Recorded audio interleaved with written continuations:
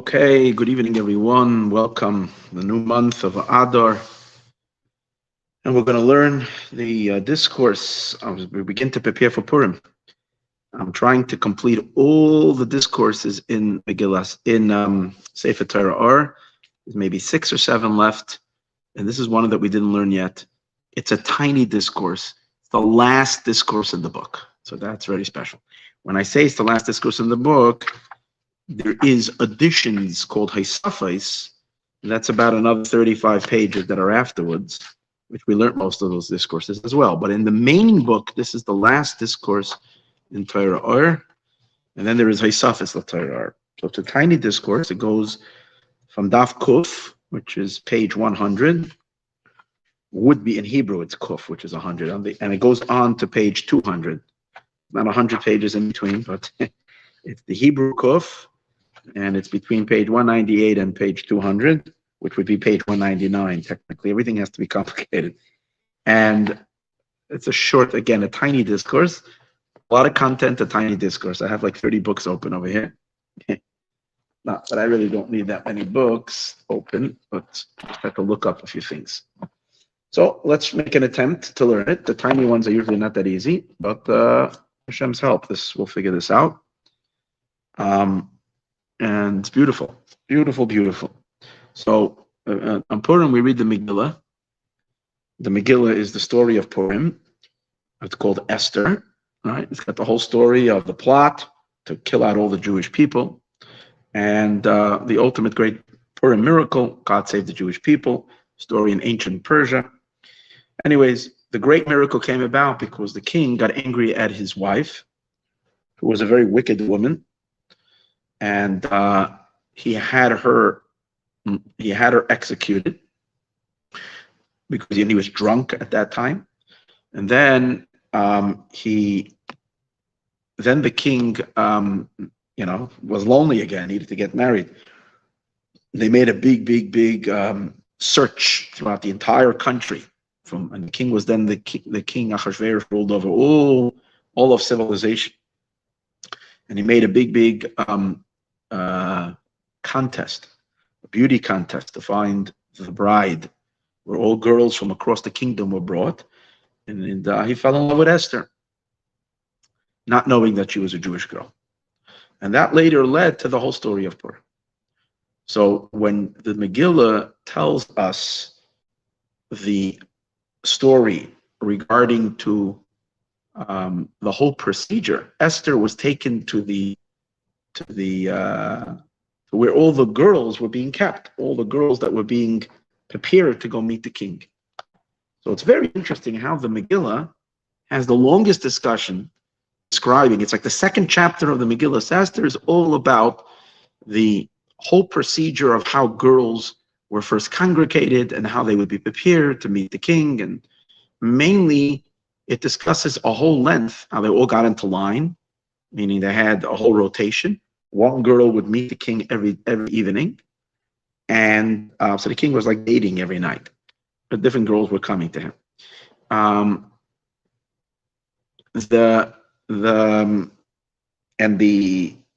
The procedure was that these girls needed, because they were going to prepare for the king, they needed the highest levels of preparation, which the highest levels of preparation was to beautify themselves. So they had this whole team, like the whole team, the king had a whole system set up of the beautification of the girls. So it describes it was a year procedure. You wouldn't meet the king until you prepared. Imagine, a girl going like to the beauty parlor for an entire year. They prepared to meet the king. 6 months, she had certain types of body treatments. Another 6 months, and it describes she had different types of oils and in different types of perfumes and fragrances and so on and so forth. Finally, the girl would be taken to the king. It's a crazy story. And there was, and the verse goes on to describe that there was a whole ministry, like there was a whole official, company of the king in charge of the girls. And there was a man, his name was Haggai. And he was the administrator. He was the overseer. And he kind of would pick, what kind of preparation she had. Obviously, what kind of clothing, this, that. They had a whole a whole team that was set up to prepare these girls. And of course, the girl also had the ability to choose, her appearance and so on and so forth. She would kind of select, I want this, I want that. And this Haggai was in charge of providing the girls with whatever they wanted so that they can have the best shot of ending up being the queen of Persia. And obviously all the girls were dying to be the selected one. Besides one girl that wasn't interested in the whole thing, and that was Esther. She just wanted out. And against her will, as the Megillah says, Vatid Lakach, she was taken against her will. She so didn't want to be there. She was there, she didn't want to be there. Of Tzalachis, meaning that's the way God works. The one girl that would have given everything away not to go to the king, she's the one that went. And she was the one that was selected. So I'll read a little bit what it says over there in Megillah. It's very interesting. So what we're going to see today is we're going to see the spiritual side of the story. Because we read the story as everything in the Torah has like a deeper, higher dimension. We're going to learn the spiritual meaning of the story. It's fascinating. First, let's open up to the actual story of Megillah Esther. Where is it? Mishlei. Hold on. Eov, Shir Hashirim. Echa. Ros. So it's again probably after Echa. Nope. After Koheles. The book of Esther. Here we are. Oh, this is good. I didn't realize I have a nice good read before Purim in this Steinsaltz. It's got nice pictures of ancient stuff. Really cool. Okay, here we go. Hold on, let's check. Oh.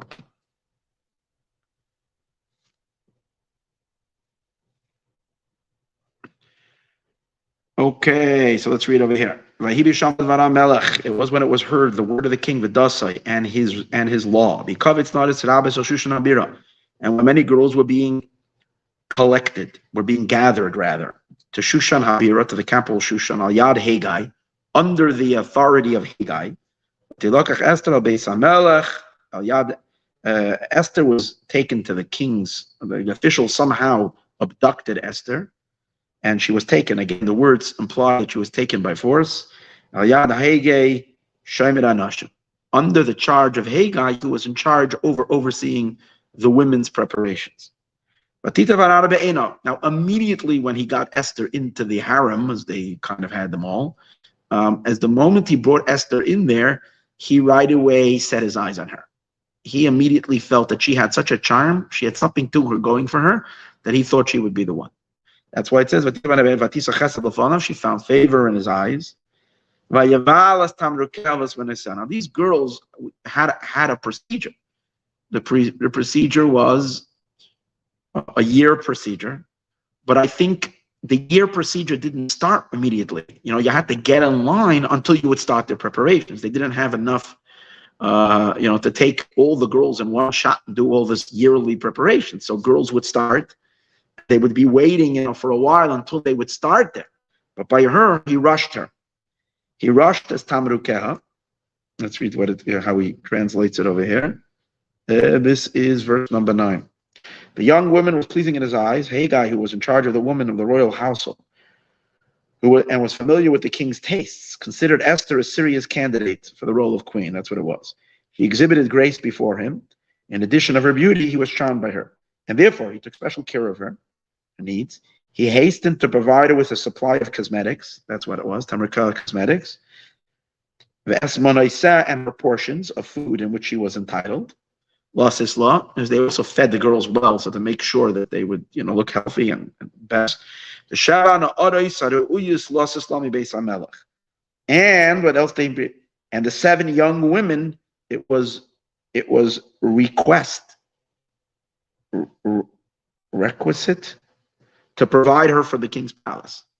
In other words, it was befitting that a girl would come for the king. She would come with her maidservants. It was unbecoming for a candidate for Queen of Persia to venture forth by herself. There she was given 7 maidservants. Again, this is even when they were just coming as contestants. They were already, at least she was treated for a queen for the day. She came to the king as a queen for the day. And he elevated her status, as he says, But now he changed her whole status, and he promoted her and her young women to the best place of the harem. So he got her up there right at the best. He gave her the best quarters. She got the president's suite in the hotel over there that they had, preparing these girls. Now, Lo Yagida Esther goes on to describe how Esther did not relate who she was and so forth, where her family is. She kept her mouth closed. We skip a little bit. Ubagia Tainara of an hour. Now it goes on to describe when it came on each and every day. No, I'm so sorry. The young women's preparation for their encounter with the king followed a clearly defined process. What was? When each and every maiden's term arrived to come before the king of Achashverosh, when at the end of her having 12 months, after her having 12 months of preparation, according to the custom of the women, which he explains, when she had been readied for the king by completing the standard beauty regimen as instructed, a process lasting 12 months. This is wild stuff. For so prescribed the days of their treatments. Their cosmetic treatments was prescribed to be 12 months. Shisha Chadashim B'Shemen Amor, 6 months she was anointed with myrrh oil, which among other things was a depilatory. Anybody knows what depilatory means? Depilatory. Okay, I'm not familiar with that word. And 6 months with various perfumes and with women's cosmetics. Okay. And with that, the young woman would come to the king. Everything she would request, she would be given to go from the house of the women at Beis HaMelech to the king's palace. After she had completed all the treatments, one of the rules of her arrival was that whatever she would say or request in order to enhance her beauty would be given to her. To come with her from the harem to the king's palace, she was entitled to ask for a special ornament or escort, even an entire retinue. And her every wish would be granted. They got a lot of money over there, and they knew this was a kingdom that really knew where to spend its money. In any case, she would come in the evening to the king and stay the night, and then in the morning she would return in the morning to a second harem. Once she goes back, she didn't go back to the initial waiting place. She went to the Eliyat Shashgas Risamelech. She went under someone else's authority. She wasn't anymore under the Haggai's dominion, because he was in charge in the initial preparation of the girls that are coming initially. The girls that the king has not met yet. Once the girls were with the king already, they returned to a different place. Shemet Apilakshim, who is now the guardian of the concubines. She would not go back to the compound where the candidates were being groomed, but rather to the harem of the concubines, where all the young women went after they had been with the king. Now, it kept them there because just in case the king would make a decision that he would want them. So he would call the girl back. Okay? So therefore they were there. But she could not come back. In other words, as much as she would want to get a second chance, she could not come back. Because if the king wanted her, he would call her by her name. And then she would be returned. So then it says, and now we're getting to the main verse. And when the arrival of the turn of Esther, daughter of Avichail, who had been the uncle of Mordechai, who had taken her as a daughter for him, okay? When it came turn of Esther to come before the king, Loi biksha dar, she did not request anything. No, she didn't ask for anything. She didn't want to find favor in the king's eyes. But she did take whatever Haggai requested. So basically, Esther was Haggai's project. Because everybody else was kind of, doing whatever they can. She didn't care. Whatever Haggai said she should take along with herself to look good, that's what she went with. But the king's And Esther found favor in the eyes of everyone who saw her, notwithstanding the fact that everybody else was so insistent or so, engaged, and she was so disengaged.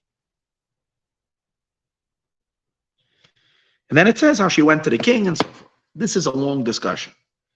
So what's interesting is that, okay, I mean, obviously the Torah wants to give us a good sense of what was going on. The great miracle, when you realize what an enormous contest this was, how much was put in, and obviously girls were taken from the entire kingdom.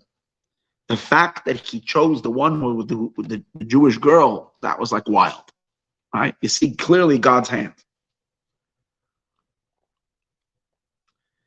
But I think, again, before we get into the deeper stuff, I think the reason why there's such an emphasis also on what did it take to what the king was used to, the king's standards of a girl coming to him, in which she had to be perfect, physically perfect at the highest levels of perfection.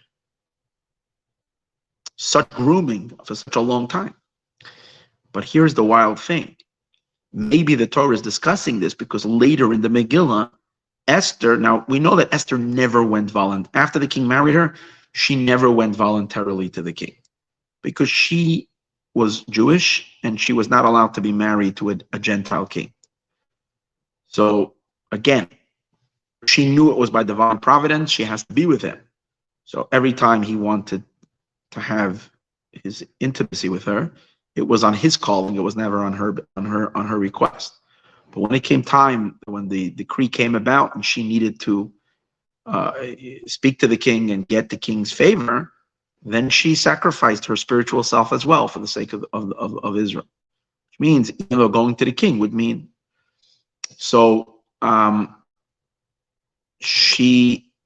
would think that at that time, and that we read later in the Megillah that if you would approach the king's palace when you were not called, and if the king had no interest in meeting you, because the king was going through a period of depression probably and paranoia because of the assassination attempt that happened right before this, the person who's entering into that is suspicious and it was illegal, and they can be put to death for that. It was the most dangerous thing. And Esther knows she has one chance to capture the king's heart. So the story, as we learned about this so many times, is that you would have expected Esther to really do. If to meet the king the first time, they did a preparation of a year. Okay, she doesn't have time a year, but at least prepare herself for a week or two in the best way possible. What does she do? She fasts for 3 days and 3 nights, which is not exactly the best way to look good. So that shows you what the real story of Purim is. That when you realize that the natural elements are not really what conduct the affairs of the world. It's where God's favor is, what God wants. And she knew at that time, we need God to be on our side. And once God is on our side, everything else within the natural system will fall into place. So this, I think, is emphasized by the contrast of the two meetings. Earlier in the Megillah, there is such a to-do in preparing the girls to find favor. So we understand then what are the standards, what the king was used to seeing, and therefore to get his attention, especially when he's depressed and down and paranoid, you need to really, really, really, really shock him and stun him with stunning beauty. Like you see, it was available for a queen of Persia. And yet, she did not put her efforts into that at all. Torah says after the 3-day fast, she got dressed in royal clothing. She made up her face. She put some makeup on, 1, 2, 3, and out she was. So, what does that show you? What really counts? It was God that gave her the grace. And God is the one who, put into the king suddenly such an incredible admiration and gave her the attraction to the king, in which he was going to do for her whatever she wanted, as we see turned out in the Megillah. So that's the simple story, with a little bit of explanation. And now let's get into the deeper discussion of it. The Megillah, like all of Torah, exists on many levels. When we're talking about girls coming to see the king, first of all, when we're talking about the king, who is this king? The sages tell us that the king, Achashverosh, is really metaphoric for another king, and it's referring to God. God is the king. When there is a beauty contest and girls are being taken to see the king, it's referring to a beauty contest of souls, spiritual beings who are here to find favor in the eyes of God. Souls are all called feminine. God is referred to in the masculine. If you want a phenomenal class about that, listen to the class that was given here 2 days ago by Rabbi Nir Menusi, The Rise of the Feminine. Phenomenal class. And at the end of the class, someone asked a question and he addressed God's neither male or female. Why Torah ascribes someone asked a question because they were saying that the Church of England has recently decided that they're going to redo the Bible. They're going to make the Bible, they're going to change the pronouns. We're living in a world where everybody chooses their pronouns. I guess God is choosing now, God forbid. Now, God is not choosing, but they want to choose for a God. They want to decide to take out the he from God, the male element of God, and change. I love it. I love that people have the sense of such confidence, such self-confidence that they can actually make edits to the Bible. They're editing the Bible, the Church of England. In any case, but over there, that question, he explained very beautifully this idea, but I'm not getting into that right now. God, as he is portrayed in the Torah, is male. And we can understand in this context as the benevolent giver. Male is the giver, and the woman is the receiver. Men and women, giver and receiver. So the souls, all of existence, including the souls, are recipients of God's light, of God's blessings, of God's grace, and all of his infinite delight and goodness.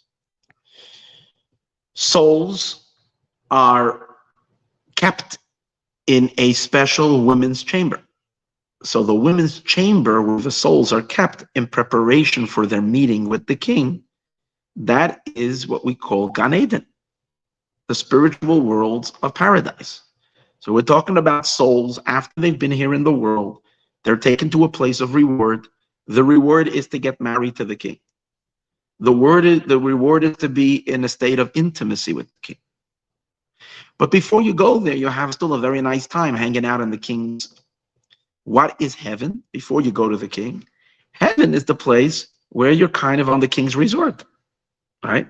It's in the chambers, in the spiritual chambers above of ecstasy and bliss. Because imagine being invited to live inside the palace.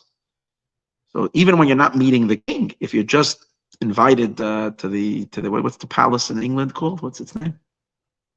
Buckingham Palace. So it's I'm sure they have pretty nice breakfast, lunch, and dinner over there. And the quarters, if you're held and you get to stay in the palace, it's pretty much a pretty upscale Ritz-Carlton and above, right? So spiritually, that means when souls leave this world and they deserve to go to a good place, they go to the spiritual worlds above. Now, within the spiritual worlds above, from time to time, it's possible that a soul gets called to go and be with the king. Be with the king means an intimacy with God. What that really means, to become completely unified with the infinite light. That is the ultimate highest treat for a soul, to dissolve, to become completely one with Ein Sof. And obviously, that's the highest achievement. This verse is discussing what kind of preparation souls need to do. So now we got to figure out, once that we understand that, then we recognize that we got to figure out, let's get familiar who Haggai is. Why is he the big macher? He must be the guy, he's the guy with the keys. He's the one in charge. He's running the whole apparatus in heaven, in paradise. He's running the whole situation for all the souls. So he must be something extraordinarily special. Who is Haggai? And we're also going to see, what does it mean 6 months the soul sits around? And in the mimer over here, this discourse from the year Tov Kuf Samach Gimel, which is in the year 1803. That's when the Alter Rebbe said this discourse. Again, it's a tiny discourse. there's not a lot. But the Tzemach Tzedek, the Alter Rebbe's grandson, expands on this quite a bit. And his heading of this discourse is not with the words Ubazeh Hanarabah. It's the words Ubahagia Toir Esther. And when it comes the appointment of Esther to go, a few verses later. Over here in the Torah Or, it opens with the words Ubazeh, and with this Hanarabah. With this means with this preparation, the girl comes, describing first what the usually girls would do and what was Esther asking. So in our story, we're going to find that, okay, who the girls are, I'll just give you a brief. The girls are all souls that merit to go into the right place, are in heaven. And we know that ultimately all souls go there. Sometimes you need a little cleaning and a little therapy first. But once you get through that, which is not pleasant, which is really, really, really, really horrifically not pleasant. But once you get through that, then souls go to a very good place where they get rewarded for all the good they've done. And the reward is basically they get to experience the light of the good deeds that they did when they were alive. Our job is to pump godliness into the cosmos. We engage God. Every time we do something good, for whatever reason, God is thrilled when we overcome our laziness, when we overcome our tiredness, when we overcome our selfishness, when we overcome our puniness and our littleness, and we rise beyond ourselves and we do something godly and good. Charity, goodness, kindness, whatever it is, prayer, Torah study, whatever it is that we do that is godly and that God approves of and desires, that engages God and draws his light and infinite light into the world. But we don't experience it and we don't know it when we're in the physical body because we're too limited, we're too coarse, and down here nothing is revealed, at least not till after the coming of Mashiach. But since we were the ones who brought the light down, we deserve to get that God we deserve. We don't deserve anything, but God feels that we deserve, and he, with his kindness, wants to give us he wants to allow us to experience that light. But we do that in heaven, and that's where the souls go after they depart this world. So this is the description. Oh, so that's the girls that are in Gan Eden. Then we're going to see Esther. Who's Esther? Esther's coming to the king. She's not asking for anything. So Esther, we're going to see, is the prime soul. Who is Esther? She's the soul of all souls. Esther is the Shekhinah herself. We are all little sparks of the Shekhinah. So for us to go visit the king, which means to achieve the ultimate unity with God, we cannot do it on ourselves. We need assistance. That's why it says the girls were asking. The asking is the request of souls in heaven. They turn around and they ask for some winged beings, not physically winged beings, but they get the assistance of angels.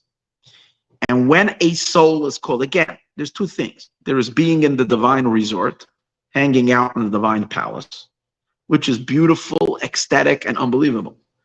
And we would, anything in our world in terms of enjoyment and pleasure is not one iota, even if you have everything, every pleasure that physicality could give you for 1,000,000 years.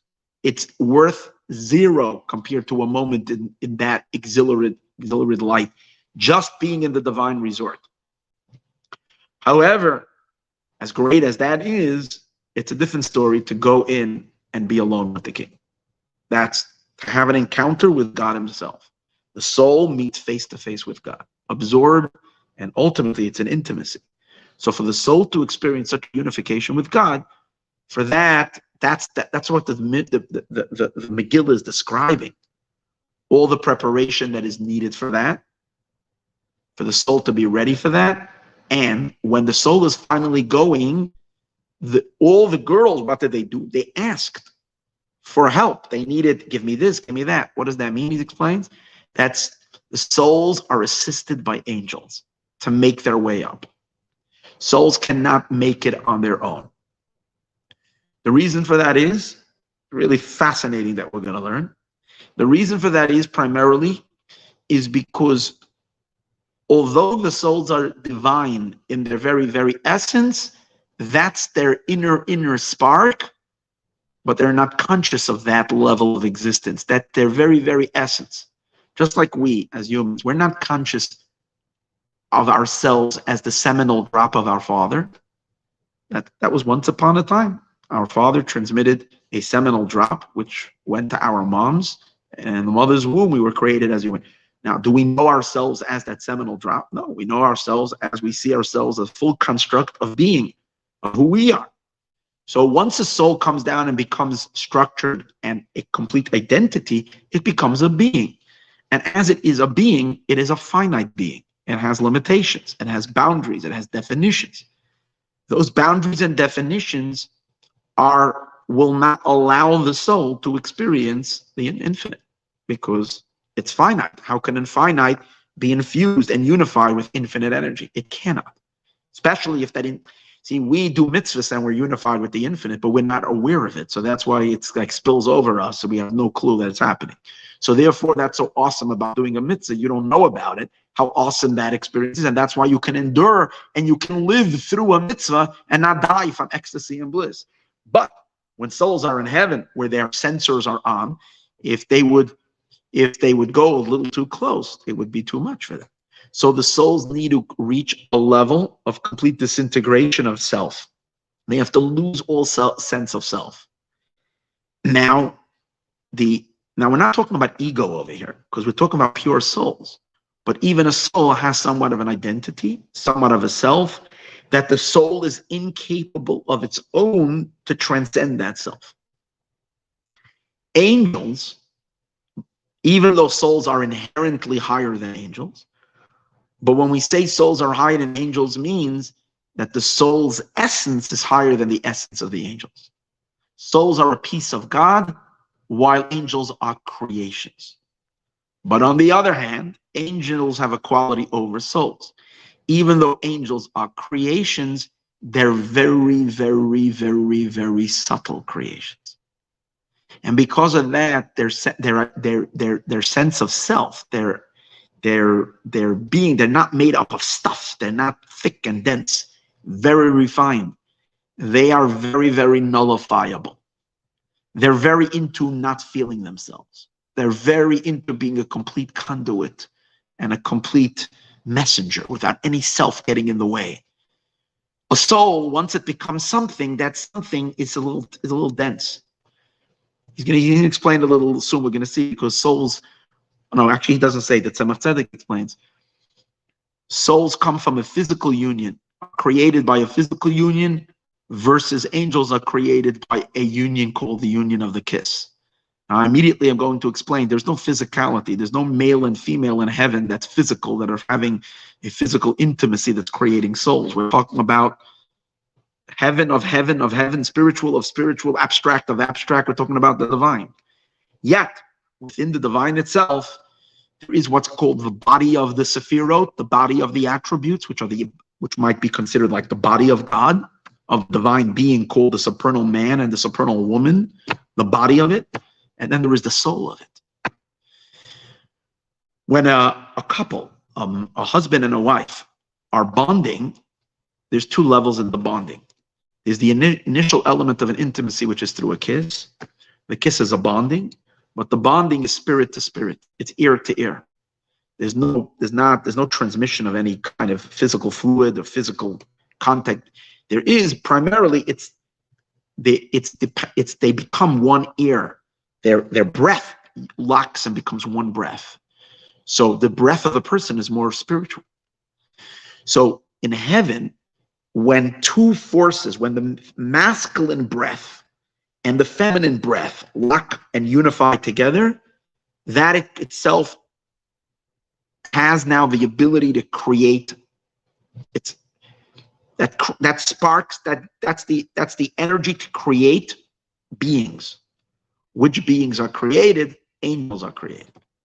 Because they're created from a more spiritual, abstract state of existence, then what the product is also very spiritual.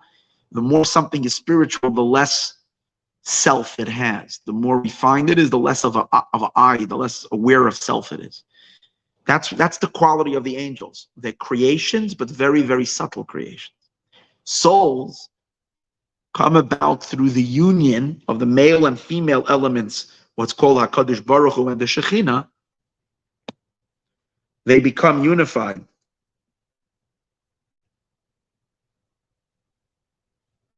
Okay, so let me just announce the sponsor for today. It was sponsored in honor for the Refuah Shalema of Shneir Zalman HaKohen Ben Elisheva, who was a boy who was in an accident a few weeks ago. Hashem should give him a complete Refuah Shalema. This holy learning that we're learning tonight should be as a chus for him. And for Leah Basara and Rina Basleah. And Hashem should bless her to hear the footsteps of Mashiach, not just the footsteps of Mashiach, but to see Mashiach itself. We've been hearing the footsteps of Mashiach long already enough. We should see Mashiach himself. Yeah, the one who's producing the footsteps. Okay, that's my blessing. Thank you very much. Okay.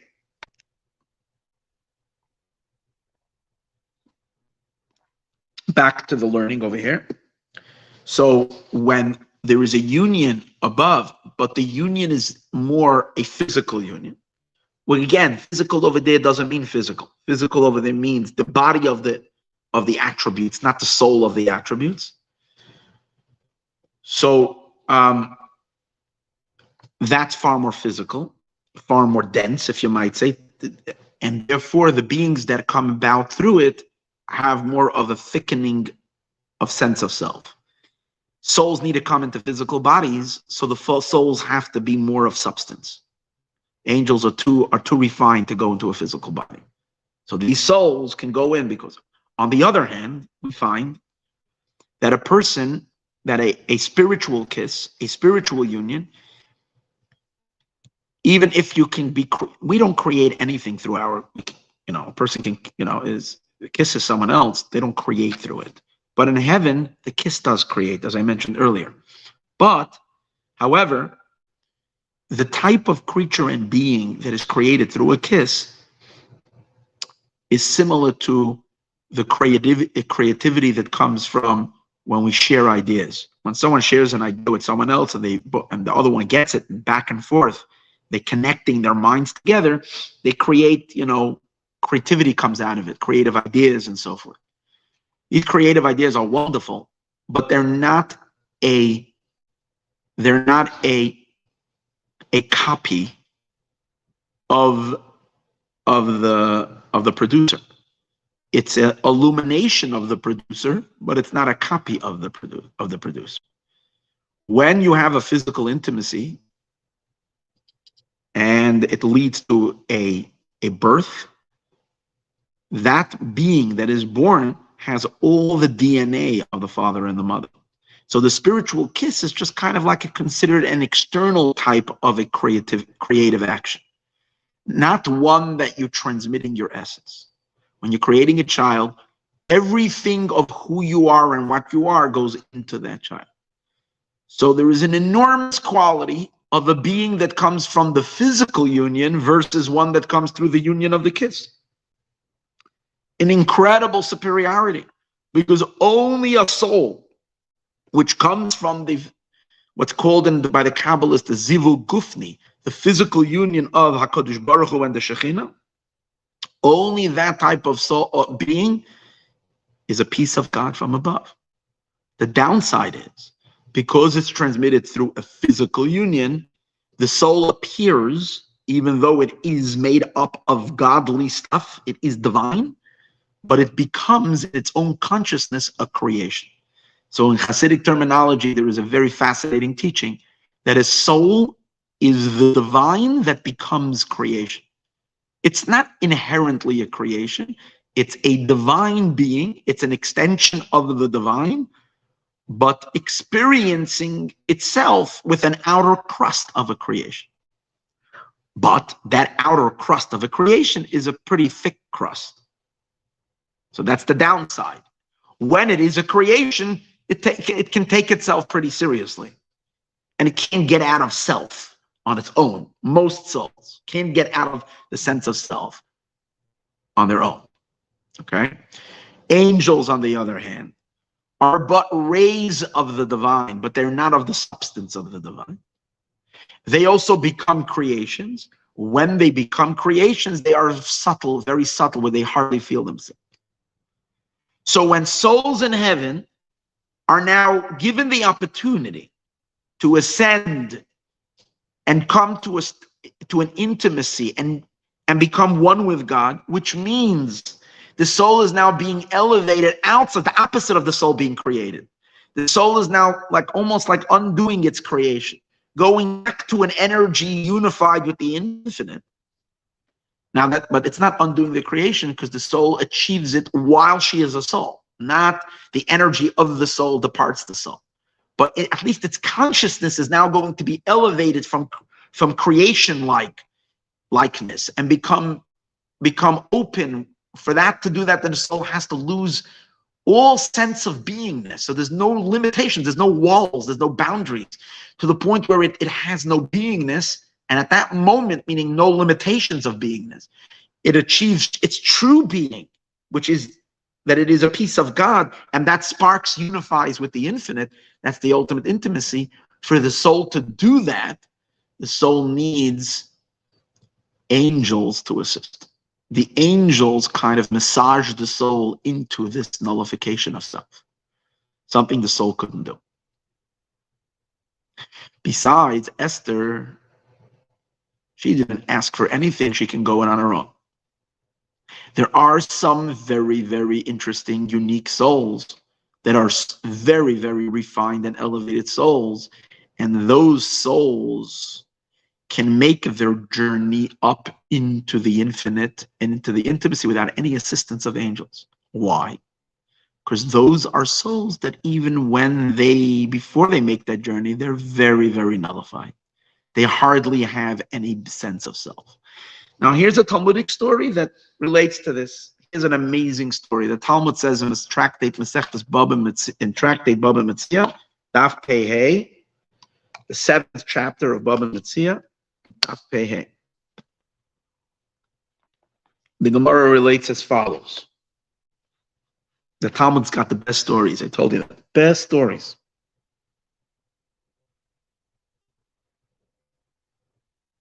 I wonder why everybody's jealous of the Talmud. It's awesome. Yeah. This is so good. Amar Reb Chaviva. Reb Chaviva says, this is going to be one of your favorite stories. Reb Chaviva says, Ishtoyli Reb Chaviva bar Surmaki. This fellow Reb Chaviva bar Surmaki spoke to me. And he said,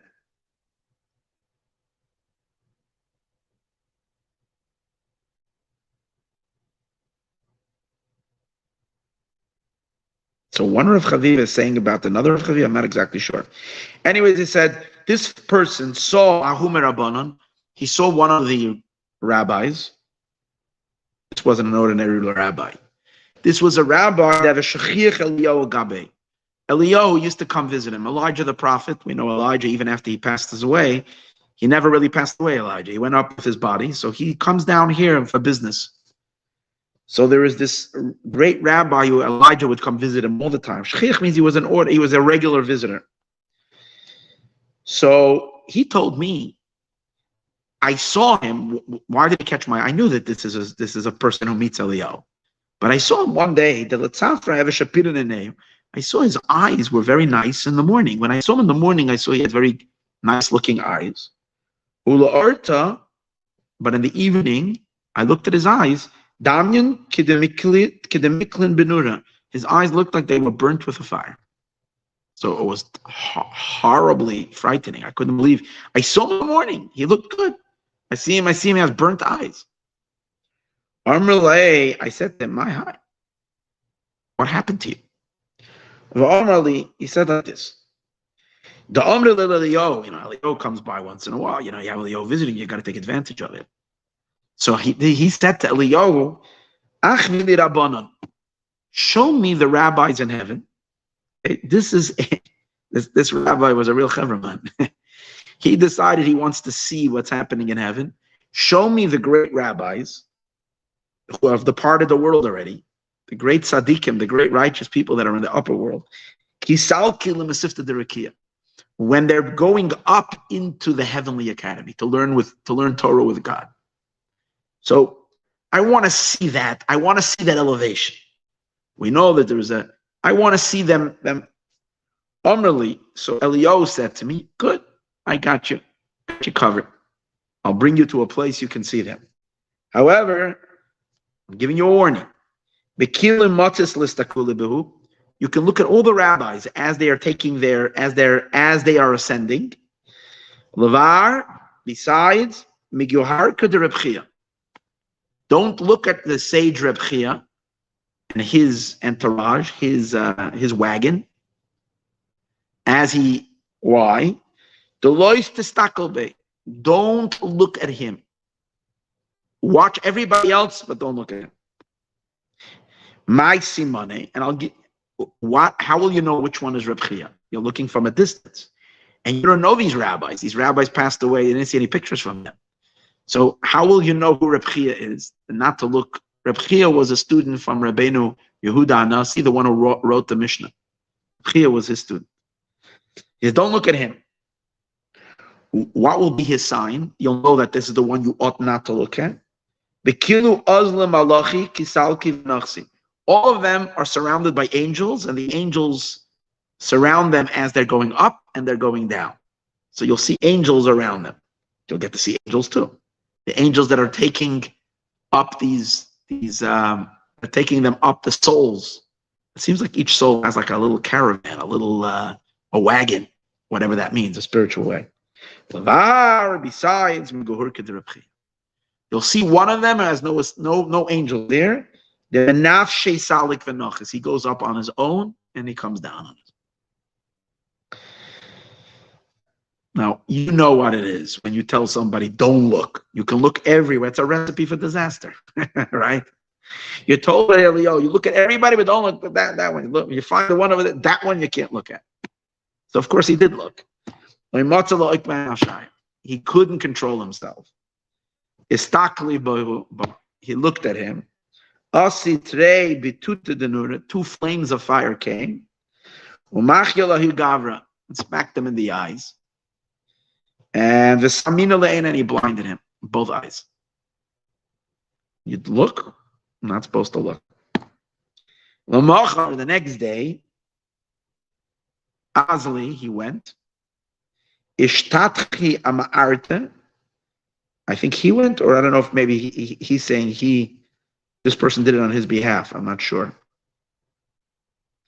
Who did? I'm going to have to check this up. But anyways, either this rabbi himself who got his eyes burnt went to the or it was this person who's telling the story. He went to the Ama'arte, which means the cave where Reb Chia was buried.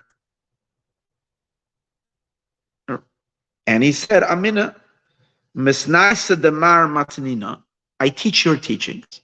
I always learn, because Reb Chia was the one who authored not the Mishnah, the Brisa. Brisa are like the more outer peripheral of the Mishnah. Reb Chia is the one who says, I learn your Torah. And therefore he's begging him, because I know I insulted you by looking at you, but please. And he was healed. Reb Chia sent him a healing for his eyes. That's the story. Phenomenal story. So you see clearly from this story that there are those who have the assistance of angels. Reb Chia didn't have an assistance of an angel. Why? Because he's of that kind of souls that are so in tuned with the infinite and are so egoless, to have no self at all. They're in a constant state. So the transition of going up into they have to transition as well, but they can do it on their own. They have the ability to make that change. In the concept, in Kabbalistic terminology, it's to go from the world of Beriah, which is the state of creation, to go to God means to go up to Atzilut, the world of emanation where only the divine exists. So to go from the lower realm into this higher state of existence requires, that's when other souls needed assistance. But Reb Chia can go on his own. And this is where he's going to explain over here. That's what it says over here. That's the deeper story over here. All the girls that are in this, when they're going to meet the king, they're asking for assistance. But Esther goes and she doesn't ask for anything because she can make this journey. We'll learn that a little better as we're moving. That's the general gist. However, even Esther needs Haggai. Haggai did give her. So he's going to explain what is Haggai that even Esther needed. And even the highest souls, like Reb Chia, also needed Haggai's assistance. Angels know, but Haggai, yes. Who is this Haggai that is so important? That we all have to come on to him. I never saw a Purim costume of Haggai. That's interesting. You got the Charvaina, you got the Haman. He's almost like a non-player. Bixon and Saresh that we've seen. Haggai, who does Haggai? He's almost like a non-player. Here we see it's very important. Let's read over here. Ubazeh says the Alter Rebbe. And with this, the girl comes. So right away, he already changed. In the first words, he already changes the whole story. Ubazeh, and when it says, and again, the verse is describing that after the preparation of 6 months in Besamim. Well, let me first explain that, because the Mimer is not going to, the Mimer doesn't say it, only that Tzemach Tzedek in his discourse discusses this. I think the Alter Rebbe does explain it, but not in discourses, in a different discourse, the Alter Rebbe. But here, the Tzemach Tzedek explains it on this discourse. It says that initially the girl needs to have 6 months preparation, 6 months with more oils, and 6 months in fragrances and in other cosmetics. So here the deep explanation. When souls come to heaven, so first of all, they will hang out in heaven itself. There is what's called the Garden of Eden, and there's the which we sometimes refer to as paradise. That's kind of the idea. But there is the lower Garden of Eden, and there is the higher Garden of Eden. So the first initial entry for all souls is into the lower garden. That's kind of, you have to transition from physical life to spiritual life. Now, even the lowest Gan Eden, even the lowest level of Gan Eden is awesomely, exhilaratingly delightful and pleasurable. We learned in other discourses that it's worth it to go through the worst purgatory, with the worst kind of suffering that is unimaginable, in order to get to even the lowest Gan Eden. So it's as people say, people die to go there. This is like unbelievable. So the if you listen to my Instagram post today, I had a short little Instagram. Notwithstanding all of this, it's better to be alive in the physical world, because physicality is where you really, really, really can do something. There you can only enjoy. To make a difference is only in the physical. But that's a different story. What we're learning over here is like this. So when souls come into the lower Gan Eden, even before they can think of starting to prepare themselves to go meet the king, they first need a full year. They have to go through a pickling. They have to go through a marinating. They have to marinate. They have to marinate in spiritual delights, in the highest levels of spiritual lights, in godliness, before they can go for an encounter with God himself and enter into the upper Gan Eden, which is where you can have a moment with God. The lower Gan Eden is in the world of Yetzirah, and the higher Gan Eden is in the world of Beriah. And then from Beriah, you go to Atzilus if you have an encounter with Hashem. So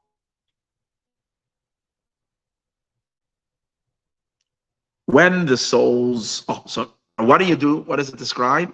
6 months and 6 months. So what does that mean? So he explains like this. Mur comes from the word as it's mar. Mar is a certain type of a perfume, a fragrance that is taken from a blood of a certain animal. I think from the certain glands of a certain type of a deer or a certain type of they would get this type of a musk, and this had like they used it as fragrance. Maybe they probably still use it today. The myrrh is mixed with oil, like you make any perfume. But the word myrrh also comes from the word bitter. Oil is referring to wisdom. And we discussed many times that wisdom is associated with oil. Why? Which is called chachma. Chachma is oil. Bina is wine. Bina is understanding. Chachma is. Now, we're talking about oil. We're talking about God's wisdom. God's wisdom is infinite, boundless, endless, unfathomable. Yet God's wisdom comes down and becomes bitter. What does it mean, the bitterness of God's wisdom? It's that God's wisdom comes down and presents itself to us within physical laws. All the laws of the Torah that we study. When we study Mishnah, we study Talmud, we study the code of Jewish law, all what we call Talmudic study, besides these beautiful, cool stories. But other than that, all law that is discussed, and that's what study of Torah means, studying the divine law. It's all enclosed in physicality.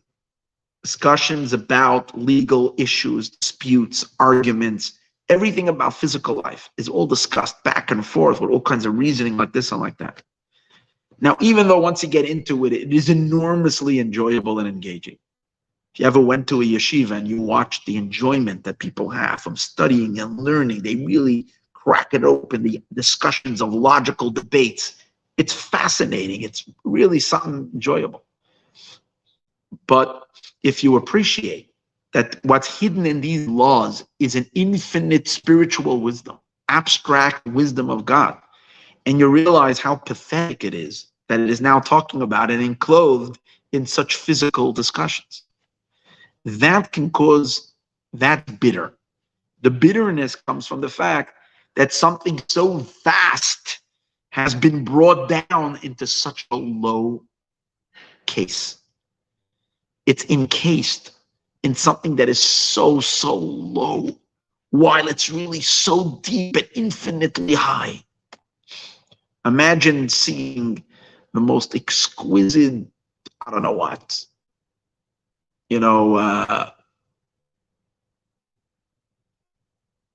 the finest piece of music and being played by very, very coarse instruments and very, like, it doesn't have the, and it bothers you because you know that the song over here is so precious, but it hurts.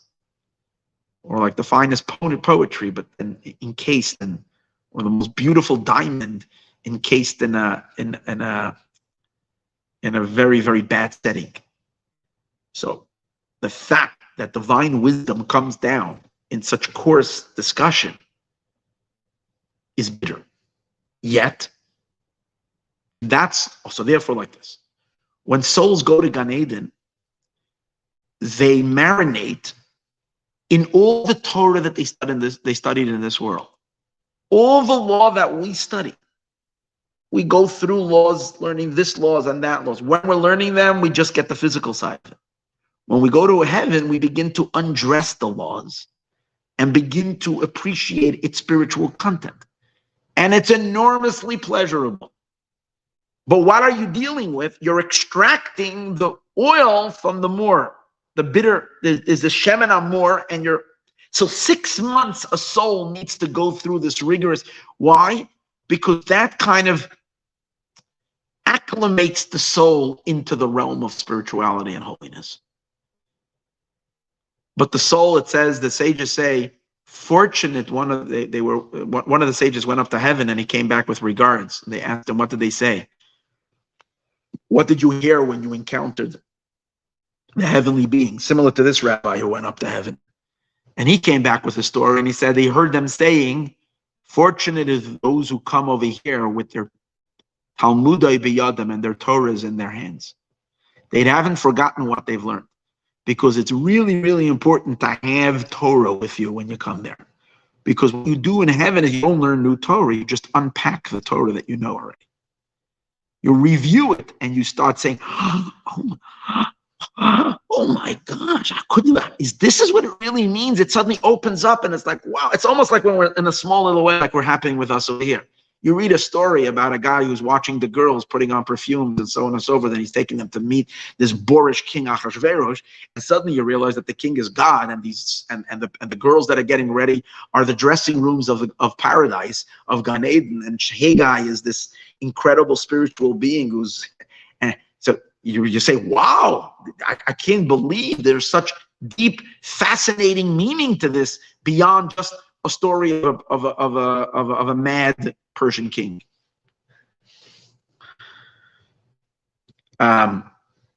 So 6 months the soul spends in reviewing its Torah that it studied in this world, which is called Shem and Hamur, because it's oil that is encased in a bitter encasement.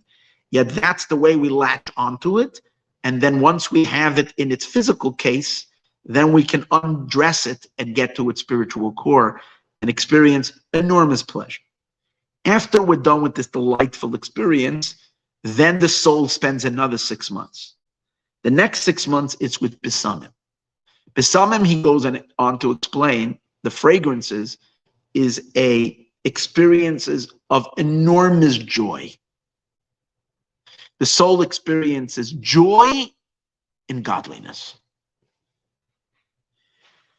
So the first 6 months is pleasure in godliness, coming from the Torah that it learned.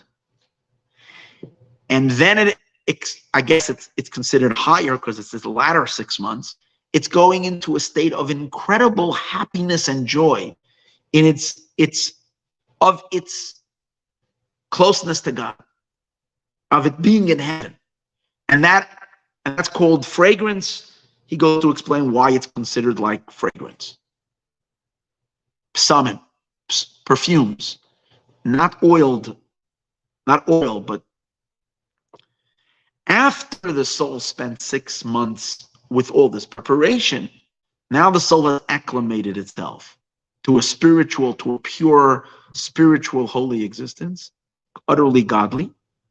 Now, if the soul is worthy, the soul can now ascend to the higher Gan Eden, where God himself comes to visit.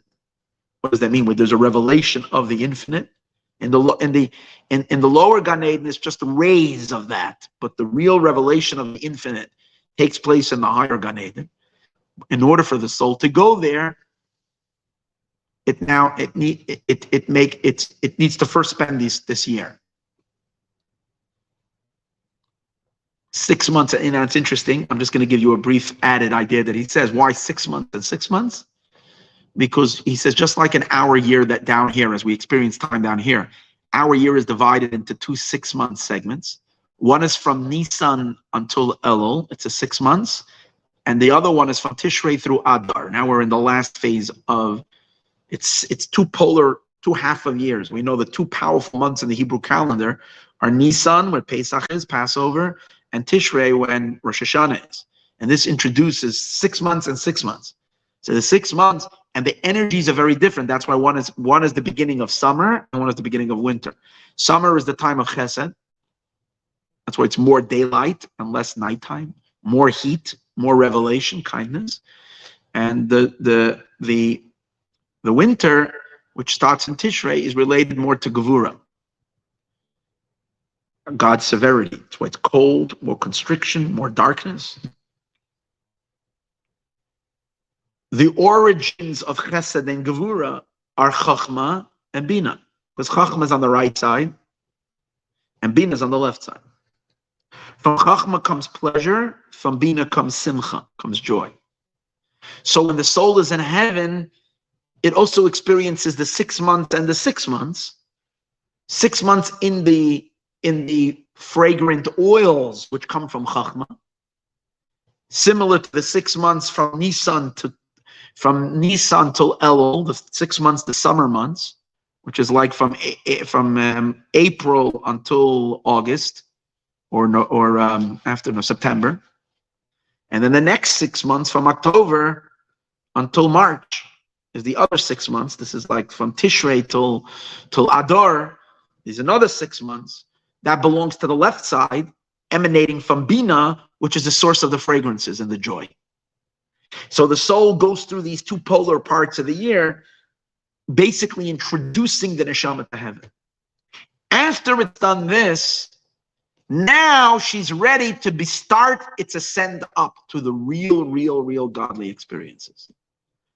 For that, the verse says, Ubazeh hanai rabah. And with this, now hear this word, Ubazeh, and with this, Hanaira, the maiden comes, Hanaira ba lifnei hamelech, she comes before the king. Now he's going to make a whole to-do from the word Ubazeh, and in this. Who's the this? The this is a special pillar, which acts as an elevator, in which souls kind of enter into this incredible God pillar. And when the souls go inside the pillar, they're blocked, we'll see in a moment, by smoke and fire. Fire and smoke is on the outside, and in the inside there is cloud and smoke is on the outside. Inside there is this powerful glow, a noga, it's called a glow, and in that pillar is where the souls need to enter, and inside that pillar they rise, souls rise. Now we're not talking about physical space over here, we're not talking about physical phenomenon, but this is the way it's described. Through that pillar, the souls ascend from the lower Garden of Eden into the higher Garden of Eden. That pillar is called Ubazeh, and with this, it's a pillar that connects the higher garden and the lower garden, which the souls have to enter, and through that, they transition.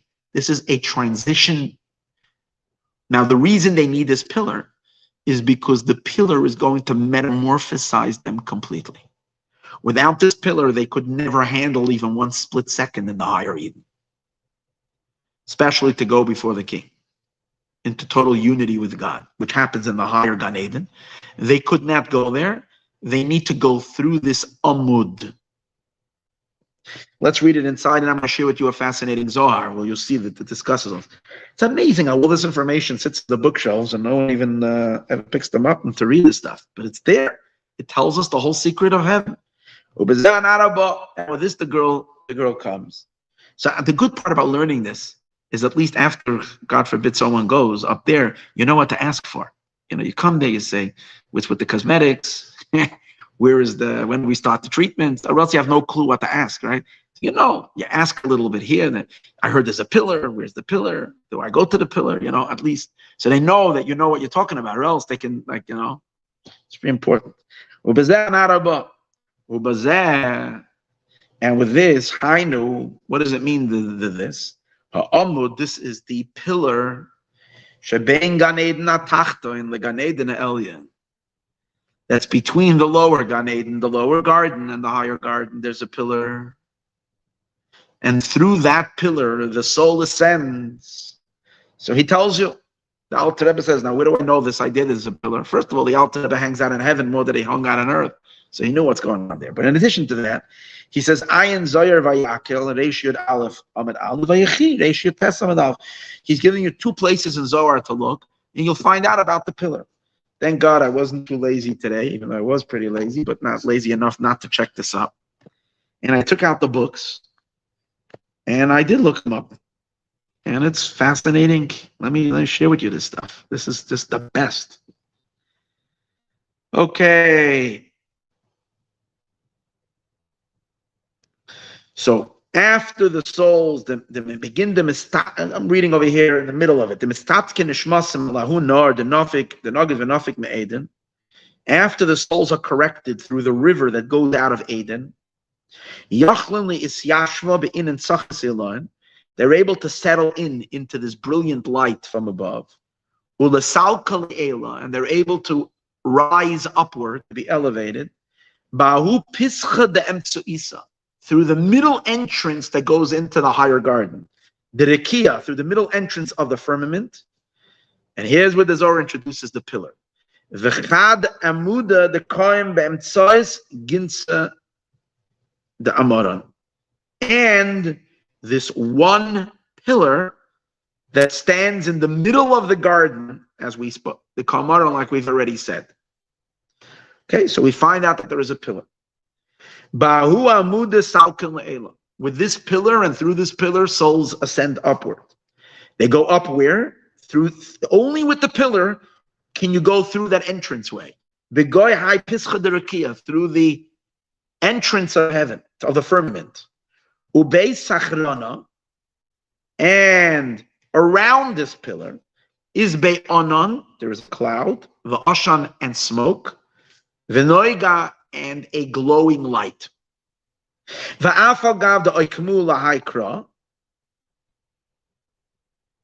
I don't know what he means with that. Aval onon v'ashan ilan milavar. I guess even though we learned this from a verse, because it was saying a verse that the cloud and the smoke are on the outside, the noigam alagav and the bright light is on the inside. But what's the purpose of all the smoke and all this stuff? V'do lechafya. This is in order to shield and to protect and to cover up al inan the salkaliela, because not everybody gets a ticket up there. And because not also, this is even after soul merits to go into Gan Eden, from the lower garden into the, but to go into the higher garden, not all souls. We learn in Tanya that many souls stationed in the lower Gan Eden, and that's as far as they go. But to go from the lower Gan Eden, you have to have an invite. And being that, you don't want to make, a situation over there of envious and jealous and all this stuff. So we have to keep the whole situation very private. So all this is a protection, and no one should see who's, what's happening there. The law is chazin mekamon inan the yazvin latata. They should not be seen by those that are sitting below. Now, obviously, we go back to the story of Reb Chia. Remember we said about, he said he wants to see the souls going up. He was talking about the souls getting into this pillar and going up. So obviously he was only able to see them before they got into the pillar, because the pillar, or maybe Elijah was able to take him the inside view. I'm not exactly sure. But even like this, they saw them getting ready or beginning to make their journey, which would take them up through this pillar. And this is the big secret. The Zohar itself calls this the secret of secrets. I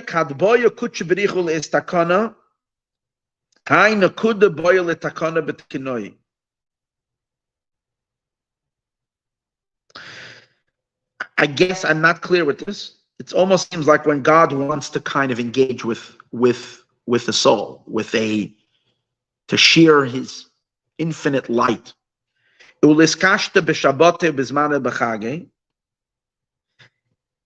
And when does this happen? We know that these special experiences for souls happen on the holidays. And on just like down here, Shabbos and on the holidays, on Saturday and on holy days, we're all in a higher state of inwardness, a state of closer to Hashem. We disengage with the outer world and we go inward to experience a divine experience. So too is in heaven. There's a verse that says,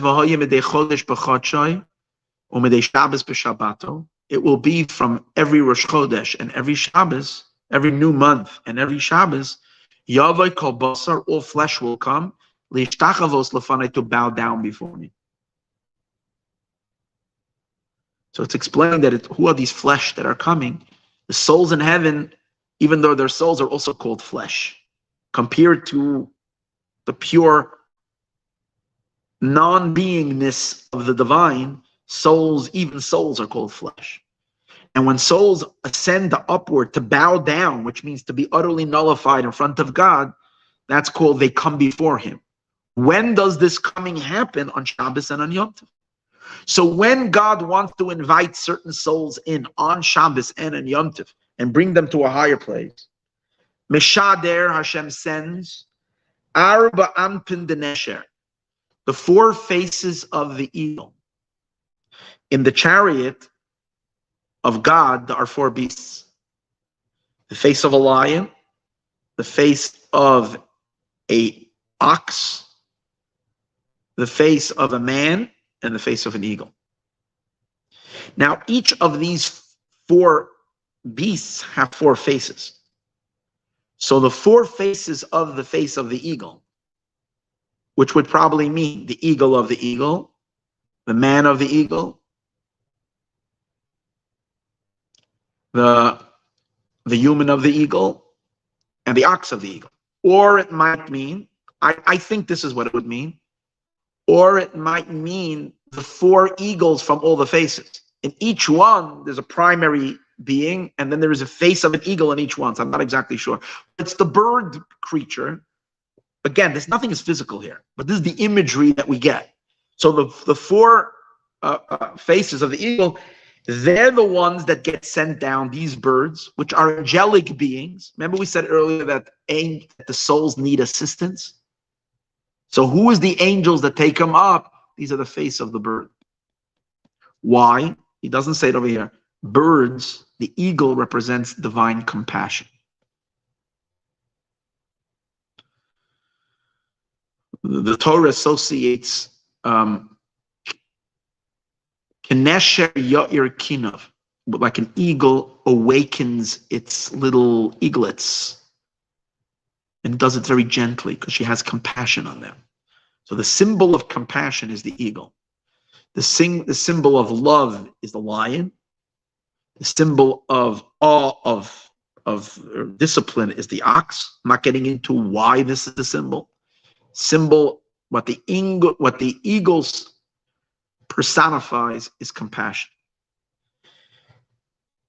The greatest compassion is when God has compassion on a finite being, because we don't realize how pathetic it is to live in constrictions and in limitations. How insignificant our existence is compared to true existence of infinity. God knows how infinitely low and pitiful and pathetic our existence is. So it's God's compassion on the soul that is funneled through these angelic beings, the angels of compassion, that go down to assist the soul and elevate the soul. So it says over here, God, these the kaimen alaychala the ikra deror, and they stand over this chamber called deror. I know more deror, which is the idea of related to Mordechai, because more deror is related to Mordechai. Who begin da b'shata the yoivla, and that's why the year of the Jubilee year, when everybody's freed, you're supposed to call out deror. Okay, I'm not gonna skipping a little bit. The in and arbe anpin. Watch this. These four faces of the eagle, Yahavin Kala, they emit sounds. I thought the next line was so amazingly beautiful. They emit sounds. V'leisman the Yishmale, but no one hears these sounds. These are sounds of calling. The birds, these angelic beings, are calling. It must be the sweetest sound ever. They are emitting a sound of calling, a certain chirping of the eagles, supernal eagles, as they are emitting a sound. And no one hears that sound besides those that are meant to be pulled in. So everybody else is kind of minding their business, doing whatever they're doing in the Garden of Eden, having conversations, walking around, enjoying everything else that's there. And those who the sound comes to, what no one else will hear, those are the souls. Those are the souls that are coming. It's chazan l'salka that are fitting to rise. If so they're all gathered then over there. These are the caravans that we spoke about. And they get together. And these four faces of the eagles take them, the island lay, and they bring them lagoi inward by Yahulah, take them into the pillar. The kaima b'em tzeusa that is in the middle of the garden, which is the transitioning through, it's the elevator, so to speak, where they hop in, and from there they move up into the higher garden. Without the pillar, there's no way to get through. And without these eagles who assist the souls to get in there, you can't even get into the pillar. Heavy, heavy security.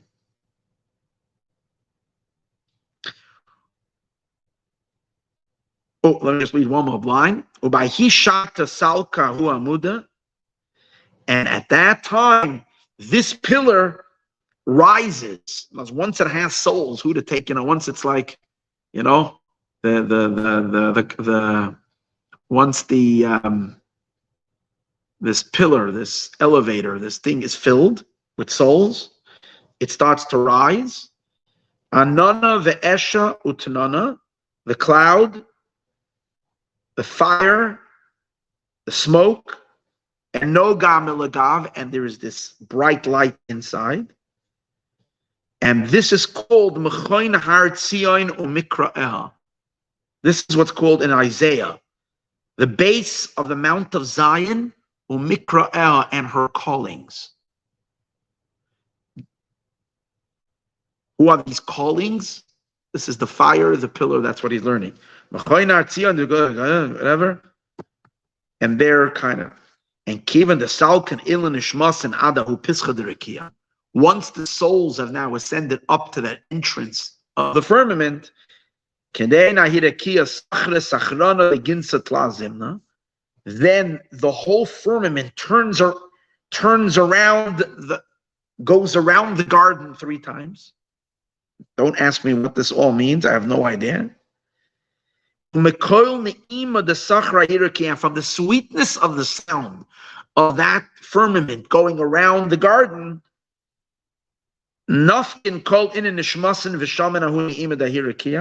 all these souls go out and they hear the sweetness and they see the cloud, whatever, and they all bow down, and as they're bowing, they see what they're meant to be seen. I guess this is some unbelievable experience that's taking place for those souls that are being introduced.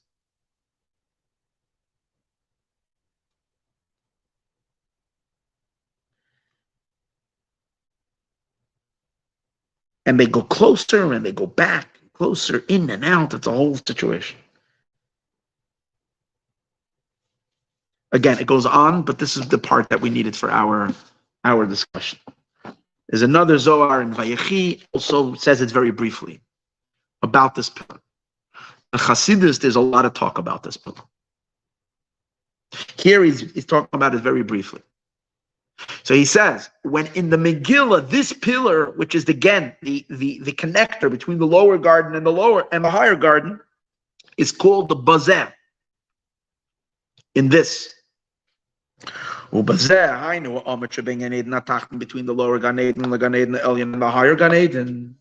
An Zohar Vayakel, Reshud Aleph, Amad Vechi, Reshud Testament Aleph, Shaboy, which in it, Va'al Yodai, and through it, Oilus and Neshamois, all the souls ascend. Gan Eden, Atachten from the lower Gan Eden, the Gan Eden Elyon to the higher Gan Eden. V'zehu Pirish Ba El HaMelech, and this is what it means. That the soul is now coming to the king. The soul is now coming to the king. And the deeper meaning, as explained by the Tzemach Tzedek, is that the soul is now exiting Bria, a state of creation, which is even the higher garden is still considered a state of creation.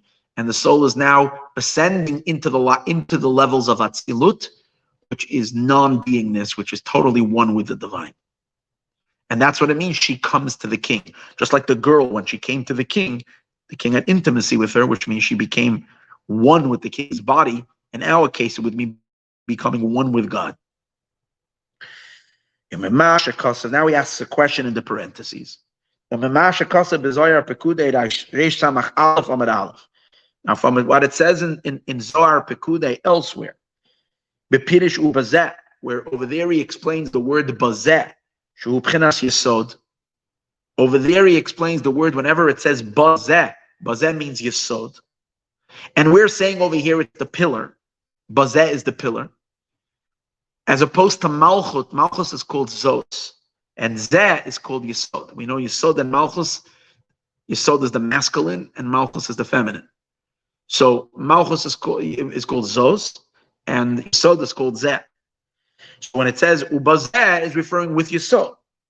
So he's asking, how does that fit with this that we said it's the pillar? The Ubazeh is the pillar. So he says, Lo kashemidin, it's not a question. Ki be'emes, because in truth, and it's a amud, this pillar, we turn over the page to the last page of Torah, hu yesoid shebegan.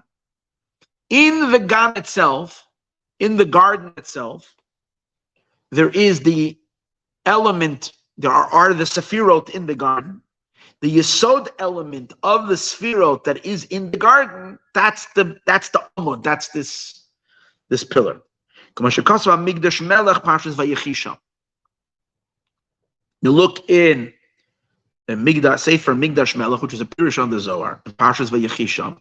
He explains that this pillar is the Yesod element of the Gan Eden.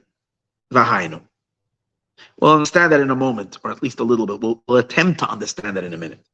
V'hainu kibchinas Yesod, because the idea of Yesod, hu hamakasher hamashpia im hamakabel. The concept of Yesod is the bonding power that there is in the influencer, in the bestower to the recipient. Yesod is in the human body or in the human experience. Yesod is the connector. So spiritually, psychologically, Yesod is the power to bond,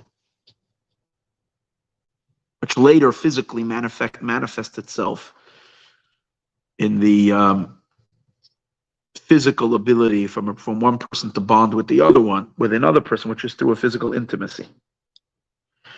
So Yesod is the power of bonding, which bonding means to connect the teacher and the student, to connect so the Alter Rebbe gives a fascinating metaphor for this in Tanya, where the Alter Rebbe explains that the power of Yesod is a unique power that a person has to bond with a recipient. And he gives an example of father learning with a child, studying with a child. It's not just a passing over of information. Because when you pass over information, there's a certain amount of that information, or I would say the child is maybe listening. If the child is a really good student and he's listening, he's generally will be receiving the external element of the information, not the inner depth and the inner core of it. In order for the child to really, really, really receive, or any student, to really receive the deep inner core of the teaching, the teacher has to activate. And he says it by a father, because a father has great love to his child. The teacher has to activate a different power of their soul, which is the ability to look into the eyes of the child and bond on a deep spiritual level. The two are bonding. That bonding, that connection, the child feels the connection. It's invisible. It's something you can't see, and it's not even spoken. It's not words. There's just a connection. The two, that's what intimacy means. It's a bond. The two people are bonding together. It's that ability to bond, to connect, which is a deep desire and a want and a connection, which enables, number one, the father is therefore teaching with an enormous amount of pleasure in the teaching. He's conveying not just ideas, he's conveying his ideas with an enormous pleasure, with enormous delight. And because of that, the child is receiving much more than just a cold transmission of information. That's Yesod. So the Yesod is always the ability of connecting and bonding.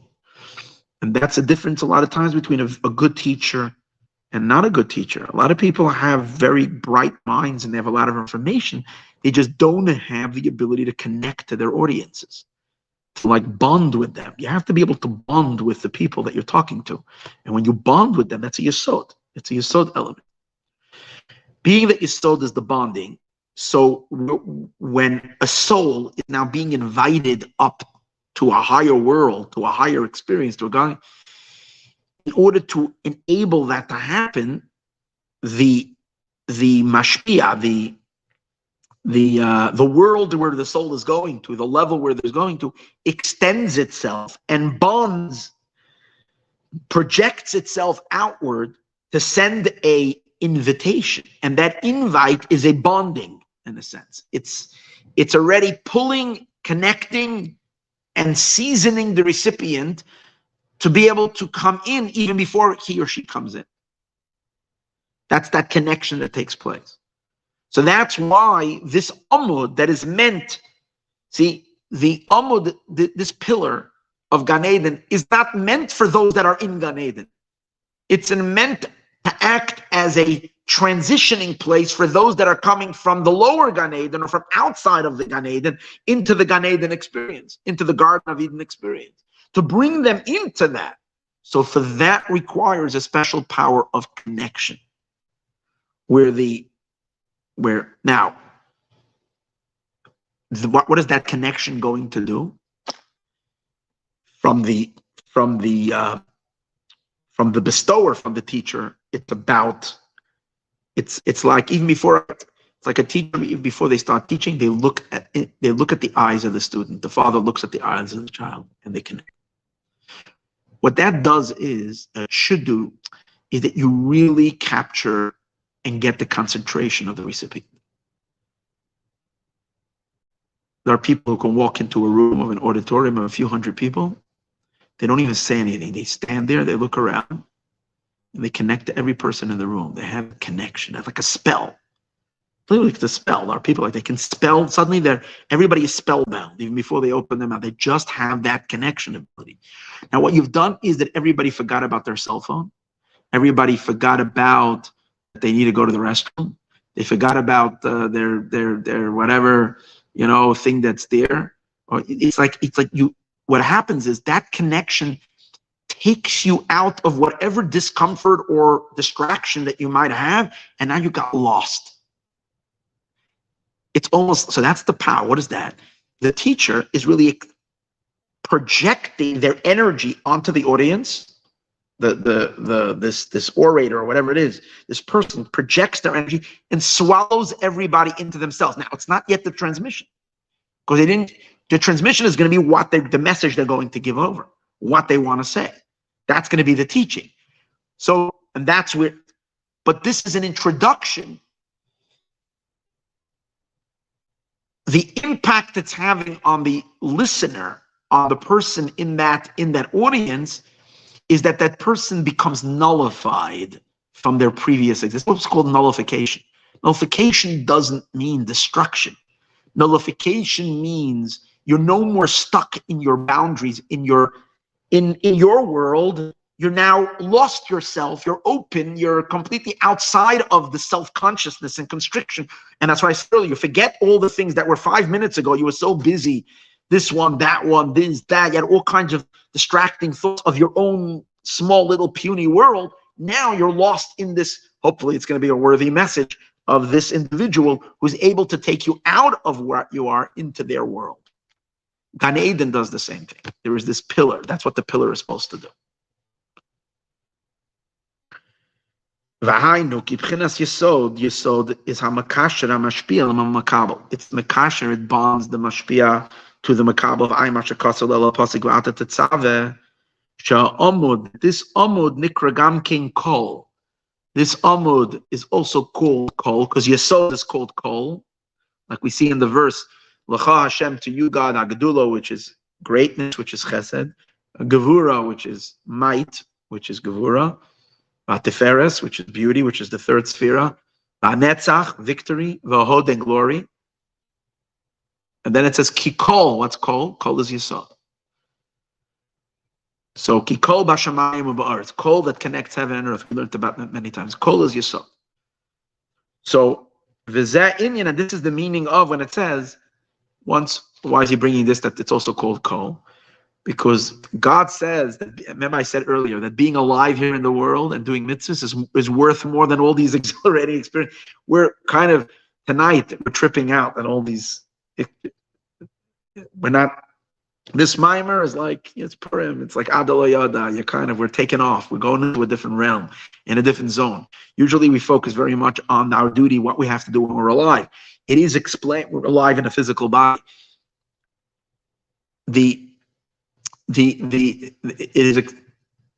As exhilarating as all this is, and the connection and the experience and the unbelievable, it's still greater to be physically alive and do a mitzvah, because at that moment you're experiencing the entire God. Everything. Hashem is completely unified with you. You're just not feeling anything.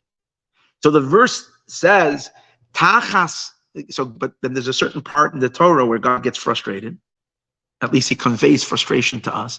And he tells us that if you don't listen to me, I will punish you. So and I'm doing all of that because you did not serve God with joy. And then he says, Meirov kol, from the abundance of everything. Simply it means, from the abundance of everything means, when you had everything, you were living a good life, you didn't serve me. So then I'm going to take all the good away from you, God forbid. But there is a deeper meaning over here, and we learn the mystical meaning. God says you should have been so joyous to be able to do a mitzvah, because the mitzvah has more value, Meirov kol, than everything means all the Gan Eden. All the exhilarating spiritual experiences of the souls in the Garden of Eden, which are so unbelievably fantastic. Doing a mitzvah has more value. So over there it says, Meirov, from all the, and since Gan Eden has many levels, so it's called Rov, a lot, kol, a lot of everything. Everything but a mitzvah is greater. Okay? Now we understand, however, what it means more than everything. It means all the elevations that you go from Gan Eden to Gan Eden to Gan, because we spoke about this pillar as if it's only one pillar. There is a gazillion pillars. Every level, whenever a soul is being introduced to a higher level, through a higher firmament, to a higher experience, the soul has to first go through the pillar. The element of the pillar is, as we said earlier, the soul needs to be stunned and overpowered by something that will make the soul forget itself. It needs to lose itself in something bigger than itself. And that's always the pillar to the next world. And that's why all these pillars together, which is an ongoing journey of pillars, of higher journeys and higher journeys into the infinite, all these pillars are called Meirov, all the many kols, because kol is Yesod, and these pillars are all the Yesods. There are so many levels of Yesod and running through all these worlds. And we're learning, and we're saying that a mitzvah has more value than all of that. But now we have a treat this week. We're not learning about the mitzvahs.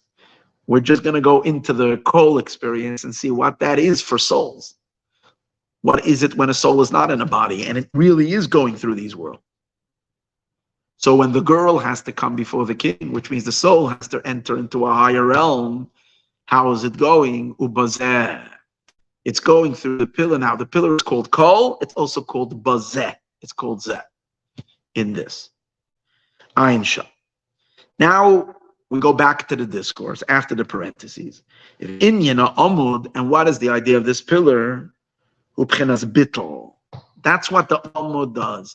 The pillar creates bittul. Bittul means it transfixes the soul and nullifies the soul. Now, shekol aliyah, because every elevation,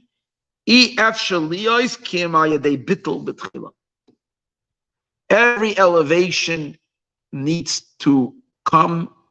You can't be elevated to a higher level unless you first nullify yourself.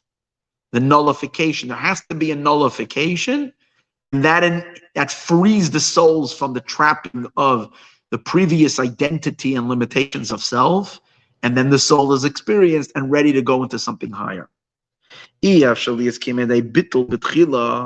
soul has to first have bittul, then it can become a vessel and a container to receive. If the soul is busy with its previous self, with whatever it has, it's filled with self-awareness or even information, but it has something in its head, it's not totally empty and void, and it's not open. As we said earlier, the ability of an incredible orator is to go into a room and cause everybody to be emptied out from everything. Suddenly there's nothing exists. Everybody's transfixed and completely empty to receive. Now, where is that coming from? It's a spiritual power that certain people have. Some have it, some don't have it. Some people can stand by a podium and shout and scream, and no one listens to them. Shouting and screaming, no one says. And there are people that just open, they just stand there, and everybody's in. They have the audience because there is this power. It's a certain yesod. It's a projection that nullifies. Now, we're gonna not take a physical break, but we're just gonna take a little stop over here into something he doesn't say over here. We learned in different discourses that whenever a soul has to go from one Gan Eden to the next Gan Eden, from one heaven to the next heaven, it needs to immerse itself in a mikveh of fire. It goes into a special mikveh, a dip, but it's called Nahar Dinar, the river of Dinar. Dinar comes from two words, dinor, of fire. Nor is a fire. Souls go through a dipping experience from level to level. It's a purification. And that enables the soul to move on to the next level. So hold it. We see now that there's two preparations to move from level to level. One is a fiery dip. The other one is what? The other one is a entry into the pillar. So the fifth Chabad Rebbe, in his classic Sefer, his classic book, his whatever they call magnum opus, which is the book called The Discourses of the Year Tafrei Samach Vav, 5606. It's one of the fundamentals of fundamentals that is like the unbelievable clarification of Hasidic concepts in that book. It's one book that everybody should learn from cover to cover, which I've yet to do. But in any case, in the beginning, I learned many times, but I always somehow, get stuck somewhere and don't get further.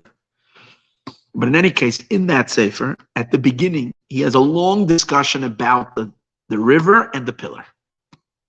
And he explains how they both serve the same function. In order to be unified with a higher level, you need to get out of self. Self is the obstruction. We're not talking about a bad self, not negativity. Just talking about a consciousness of self. But he says there's two levels of getting out of self. Stage 1 and stage 2. Stage 1 is the work we need to do to make ourselves to purify yourself.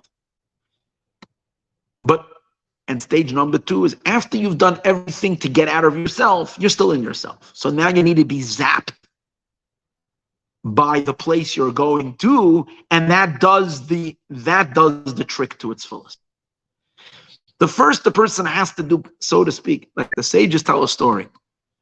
Now, one of the great sages lived in Babylonia, and he decided that he made aliyah. He's going to learn in the yeshiva in Israel.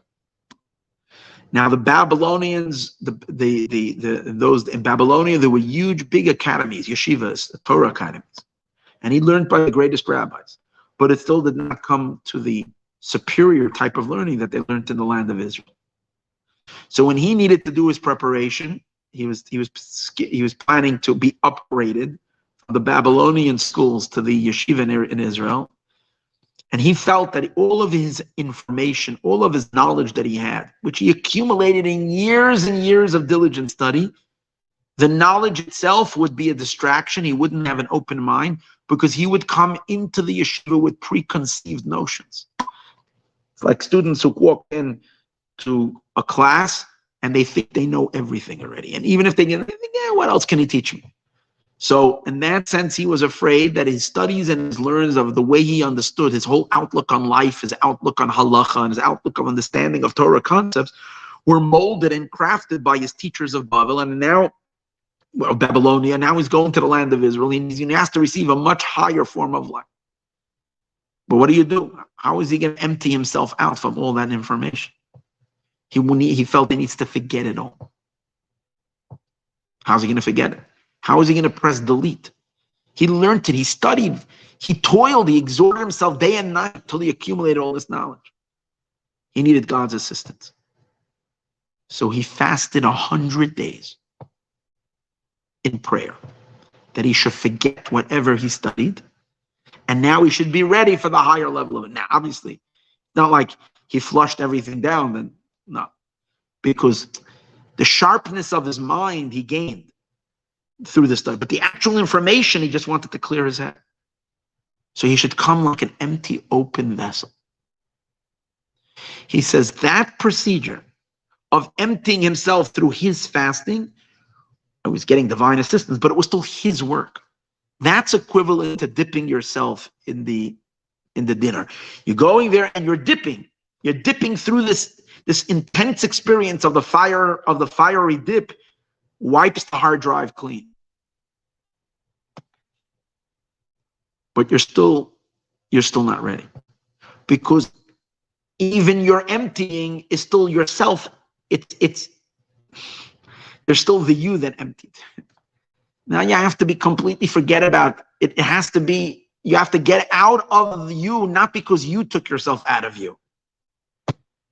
That's the next stage. The next stage is wherever you're going to, whatever that level is, that new teacher will stun you with their light. This is not you. You're not controlling it. You don't have any measure of, hey, he fasted 100 fasts, not 101. You're still the one in operation. And as a result of that, you're still controlling the forgetting. You're surrendering, but as you're surrendering, you're controlling the surrender. They're still holding on. There's something of self still dominating, or at least, still present. So now you need stage number 2, where it's not self anymore at all. It's the force that's beyond you, that's overwhelming you and deleting it for you. It's a much deeper delete. That's what he explains. So here we're learning this discourse, we're learning about the higher preparation, where the preparation is coming from the ascent, not undoing it from below, but undoing it from above. It's almost like shock treatment. You get a shock treatment from above that knocks everything out. But that's what's necessary to make this transition. Now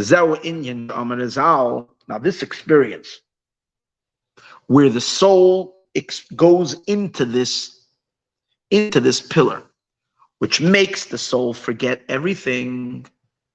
Sorry, not forget, which brings the soul to humility, to a complete nullification of self. This is also what it says in the Zohar. Sha'amar Azal, sages say it's not a Zohar. It's actually mentioned in the Zohar. It's also brought in the Talmud and the Tosfos. Fascinating thing. Tosfos is one of the commentaries on the Talmud. It says, Michoel makriv nishmaseyim shel tzadikim. That there's an archangel, Michael, the archangel Michael. He is the one who serves as the high priest in the heavenly temple above. Just like that we're learning this week in the Torah portion about making a temple. Our temple below is aligned with the temple above. Just like down here, we're going to learn next week in the Torah portion that there was a high priest. Aaron became the high priest. In heaven, there's also a high priest. Who's the high priest? The archangel Michael. He's the high priest in heaven. Now, if you're a priest, you got to sacrifice some sacrifices. Come on, what kind of priest are you if you're not offering any offerings? So down here, we have animal offerings. What are the offerings that are being offered above? On the altar, on the spiritual, godly altar. Not animals, not cows, not sheep. Souls. The highest levels of souls, only the best of the best, the cream of the crop. The highest of the souls are then get selected by Michael, and he brings them up on the altar. What does it mean to become up on the altar? What happens to an animal when they offered an animal?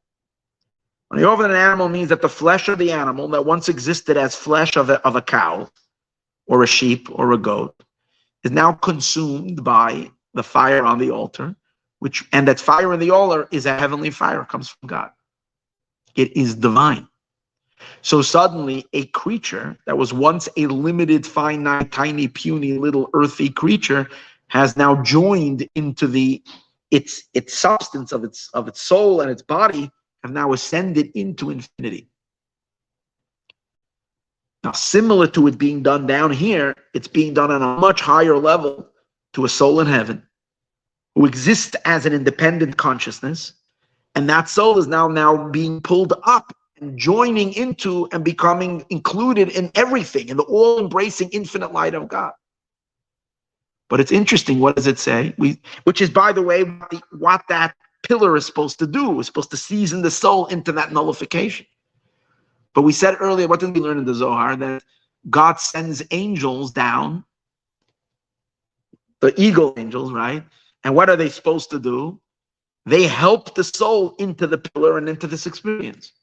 This is similar to what it says. He says that the angel is the one who offers them on the altar. Offering on the altar over here is not slaughtering a soul, God forbid. It's the ultimate dream of every soul to become included into the infinite. But for that, it has to give away of its definitions, of its limited self, so that it can open up to infinity.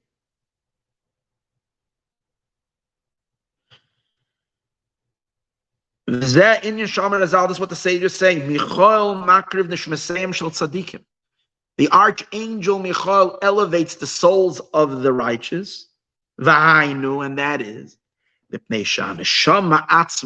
the soul itself, the neshama itself, the soul itself, doesn't have it within herself to go up that much.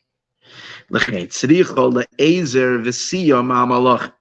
it seems like this. Even to enter into the pillar, the soul doesn't have the power to do. As we said, like we see it requires angels that will bring the soul up into the pillar, and then the pillar does its job, as we said before, of bonding with the soul, that pre-bonding experience which causes the nullification completely. So it needs the assistance of the angels. And that is Al Yedei Michael, through Michael, Malach Shel Chesed. It's the angel of kindness that carries down to the soul. Kindness means divine revelation. It reveals godliness to the soul. By doing that, it helps the soul. It's like a bird that wants to fly, but it can't. So it needs kind of the assistance to help it, and finally it gets the ability, it strengthens its wings, and she can lift her wings up and she can soar. So the angel from above, which is the angel of Michael, comes, because its kindness hovers over the soul, doing what? Revealing more godliness into the soul, more spiritual light and that suddenly diminishes the consciousness, the self-awareness of the soul, and allows for the soul to give away and to allow herself to become completely one with the infinite. Now, even though here he says Michael is the angel of kindness, that's the one who assists. That's what it seems like from the Talmud, that it's from this passage where it says that the archangel Michael is the one that does. But in the other passage of the Zohar, it says it's the eagle. Now, Michael is the angel of kindness. The eagle is the angels of what? Of compassion. These are two different things. So that's what he brings over here. That it's the four faces of the eagle. I didn't look this up. So I think what he's, kindness and compassion are pretty close to each other. As we know that compassion is on the right side, severity is on the left side. Kindness is on the right side, severity is on the left side, and compassion is in the middle, but leaning towards the right.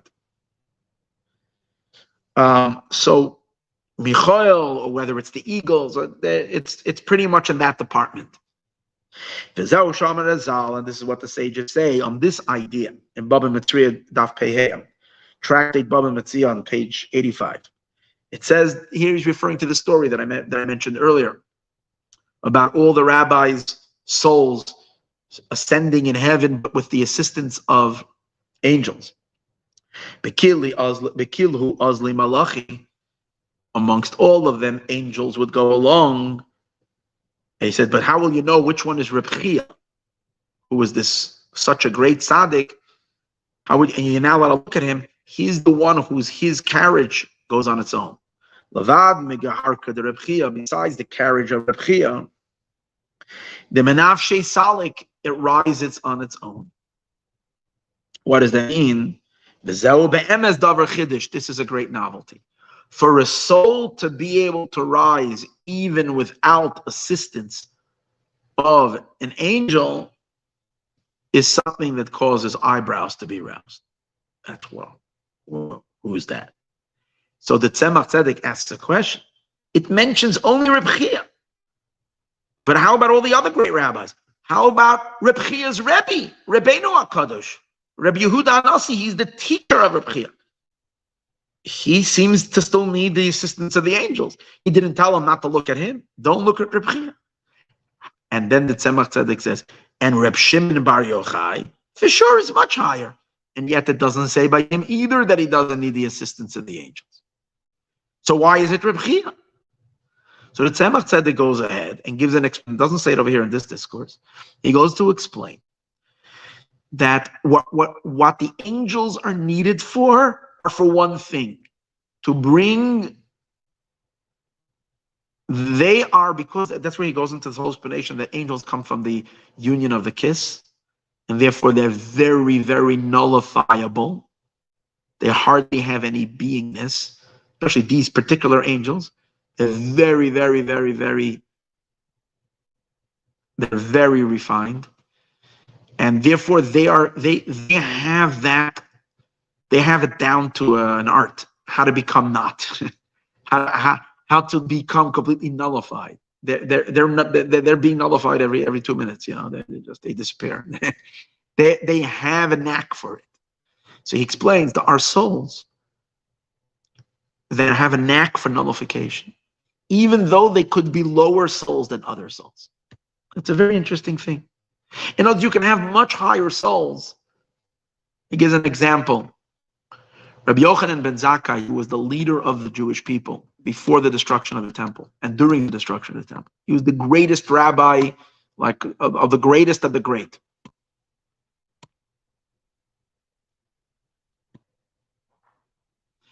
When he needed to pray, if there was someone who was sick, he sent him to someone, Rabbi Chanina ben Dosa. Rabbi Chanina ben Dosa was not such a great rabbi like Rabbi Yochanan ben Zakkai. He wasn't the leader of the whole generation. Yet, Rabbi Chanina ben Dosa's prayers, he would be able to decree that this person should be healed and this person should not, even though Rabbi Yochanan ben Zakkai was much greater than him. When we say greater, it means the question is in the quality of what? The quality of nullification. Rabbi Chanina ben Dosa was like a servant in front of God. He had no self at all. He had that quality. And the same with the quality of Reb Chia. He explains over there, he's from Atzilus of the world of Bria. And in this particular idea, he's very, very bitteldig. More even than rabbis that were greater than him and had greater souls. From a higher source and from a higher place. They were much greater in Torah knowledge and much greater in, and yet this particular quality was Reb Chia's quality. That's why it was a great novelty that you had this one carriage. He said, don't look at him. He turns to non-beingness in a split second, effortlessly. Others need some assistance. Why is it? Reb Chia had this ability of nullification, very, very, very. It was very much. He had a very great capacity, if you can say, for bittul. Bittul means nullification. Came to Esther. Now, Esther also, her soul, when she was coming to the house of the king, she didn't ask for anything, meaning she doesn't need any assistance. She goes straight to the king without anybody helping her. She's not requesting anything. She doesn't need any assistance from the angels. But who does Esther still need? Haggai's assistant, she does need. Whatever Haggai will recommend, Haggai is in charge of the girls. Who is this Haggai? So watch, everything is broken down because we break down the name. We get a deeper understanding in the name because always the names of the Tanakh always are telling you the real substance of who this person is or this being is. The spiritual etymology of the soul. Sheyoymar Haggai, Piddish Haggai, Milosh and Haggai. Now I want to tell you something. This Haggai character in the Megillah, he was, I'm sure he was not the biggest tzaddik. He was the one in charge of the whole Achashverosh's harem. I guarantee you, he wasn't no holy man. But that's so beautiful about the Torah, that the Torah could be speaking about a story of Achashverosh as of the person running the harem of Achashverosh, of this Persian king in those days, and spiritual energies that this is really, that he is just manifesting in the physical world are so sublime and so high. Of course, you gotta have a place. If it's a place where souls are, and souls are the girls who are coming to the king, it played itself out in this story, albeit in a very, very, very not, I would say, refined way. But yet, that's the story. So who is this Haggai? So Haggai, Piddish Haggai, Meloshin. So the word Haggai comes from the word, we say it every day in our prayers. We say, Yila Ratzon Imrefi, let it be for goodwill the words of my mouth, Vehegyon Libi, and the thoughts of my heart. Haggai is the root of the word Vehegyon. Hegyon Libi, and the thoughts of my heart. Higayon. Higayon means thoughts. But within thought itself, it's not deep inner thought, which is very, very, very subtle and very unpronounced. It's the level of thought that comes pre-speech. It's thoughts that are like when you're thinking already what you're going to say. If you're a little sensitive to your inner workings of your consciousness, you will realize that sometimes you're thinking and you're not even aware that you're thinking. You're just lost. Or especially when you're using your intelligence. When we study, when we learn, and we have deep intellectual thoughts, deeper thinking, you're just hearing ideas. You're processing ideas. You don't really hear words. But then when you step away from the depth of what you're real, from the deep, like from the richness of the concept, and you're just like thinking, how am I going to give this over? And then you're thinking it, you're not talking it, you're thinking. But you hear, it's like you're giving a speech in your head. You're talking already in your head. Those letters and the words are, now, thought is always words. There's no such a thing as thought without words. But when it's called the upper thought and the lower thought. When the thought is in the upper thought, instead, here's the idea. This is the concept that we always learn, and it's in this discourse also. Higher always means more subtle, more elegant, less pronounced, less lower. The lower you go, the more. That's why the Torah is so unfavors ego and self-awareness, and that's very, very, very looked down. That's like the because that's low. That's far. That's distant. That's to be something. Any form of spirituality and highness is to go into stages of feeling the self less. So the letters, when they're still deep in the soul, on a higher level, connected to the inner energies of the soul, you don't feel the words. When the letters start emerging more outward, going away from the inner energy of your inner vitality, of your inner being, going more to the external levels, they become more pronounced as something, as an entity for itself. In speech, the letters they become so distinguished and so particularized and so identifiable that other people can hear those letters, hear those words. It's still not as physical as an action, but it's already of substance that others can hear. But the way thought emerges is when it's spoken, it's thick. When it's pre-spoken and only thought, it's much thinner and much more refined. But it's already close to speech. So it's like talking in your head. Then there's the initial letters, which are deep, deep inside you, where you don't even know them.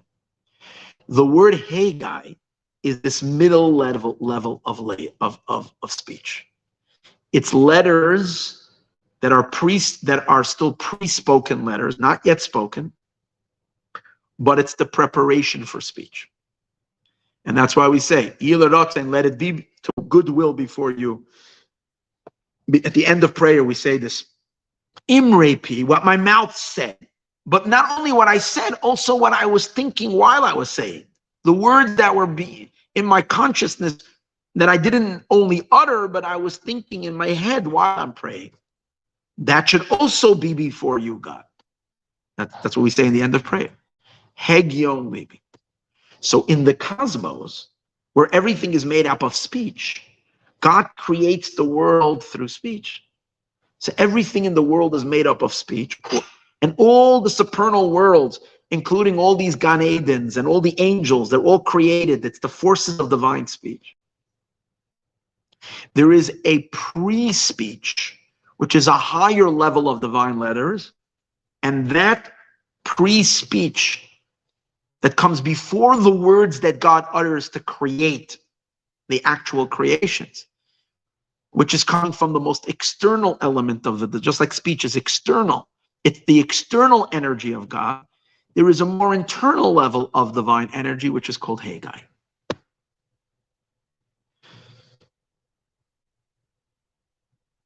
And so what is Haggai's contribution to the situation over here? Haggai's contribution to the situation over here is that when somebody needs to be exposed to the more internal energies of existence so that they can be humbled and awed before the infinite and not so stuck up with themselves. How do you become how do you become unstuck up with yourself? When you measure yourself up in front of true existence and infinite light. So if you're only seeing creation, if we exist on the peripheral, on the outer level of existence, on the superficial level of existence, when we only see creation, even that is vast and unbelievable, but still it leaves room for self. But when we're stunned by the infinite energy that's beyond, so when we need to be treated by an internal light, the internal light is what can, again, we have to put someone in charge of the girls who are coming to see the king. What does that mean, girls that are coming to see? Creations that are going to exit the creation state and unify with the infinite. What do they need? A shrinking of a forgetting of self, like we spoke. So one of the things you're treated to is this pillar, and you have the assistance of angels that help. Another thing is there is an illumination from Haggai, which is an inner level of speech, a higher level of energy. When the soul is exposed to that seasons the soul to be able to become. So there's a few elements over here. There is the angels assisting. Most souls need that if they're going to experience a union with God. Almost every soul needs that. This great sage Reb Chia didn't need it. Esther doesn't need it. We're soon going to see a little better. I'm going to get to that. Who Esther is and why is it that she doesn't need it? Okay? So that's not needed. There is the pillar itself, which is already a connection from the mashpia. And there is Haggai. So the pillar and Haggai, which is Haggai is a flow of energy from the higher, from the innermost of speech into the world of speech, into the world of creation, that even Esther needed.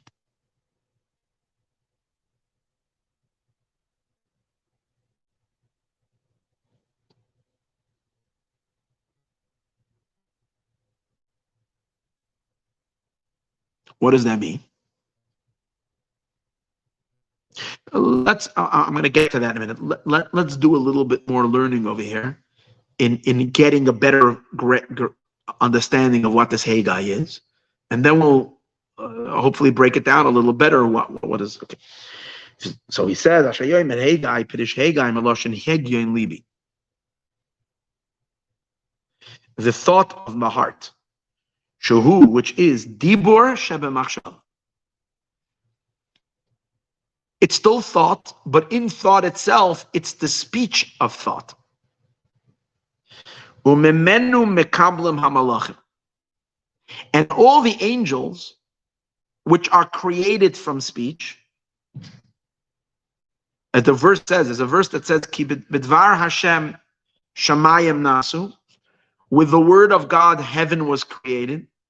Ubiruach pivem, with the breath of his mouth, kol tzavam, all the spirit, the breath of speech. All the heavenly hosts were created.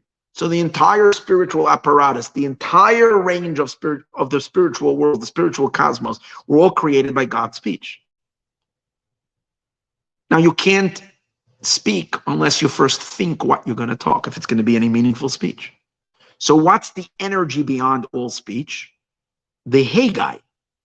That's the power beyond speech. So when there is going to be speech or anything coming into speech, it's being controlled by a pre-speech, which is the inner world of speech, which is the Haggai world. That's why he's saying Haggai is really running the affairs of all the angels, of all the spiritual worlds above. It's all under the charge of Haggai, because Haggai represents this internal level of speech, thought, but again, not abstract thought, because that's too far removed. That's not considered controlling the cosmos or controlling the spirit, because no one is tapping that. It's not influencing. It's too high. But when the deeper thoughts are coming down, are stepping out of the world of deeper thoughts and preparing and descending downward to becoming a little more chunkier, which is the level of speech that's in the thought, then that's the soul, so to speak, for the speech, for the actual speech. And therefore the word Haggai also means the one who makes talk. What does that mean? Ki Haggai upoyol yoytze. Haggai means who affects Haggai, who affects Higgayon. Shemafel hadibur, he causes speech. Sheyadabru v'yeshoreru hamalachim. Haggai is the one who gets everybody singing.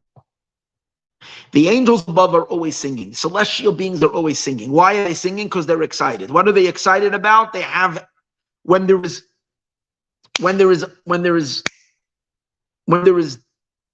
added revelation of the infinite light that is emerging outward into the creation. That sparks excitement. Literally, it electrifies all the supernal beings above. Every revelation into the world of speech is coming through the thoughts that are preceding it. So Haggai, who's generating, who's that. So in this case, Haggai is not a being.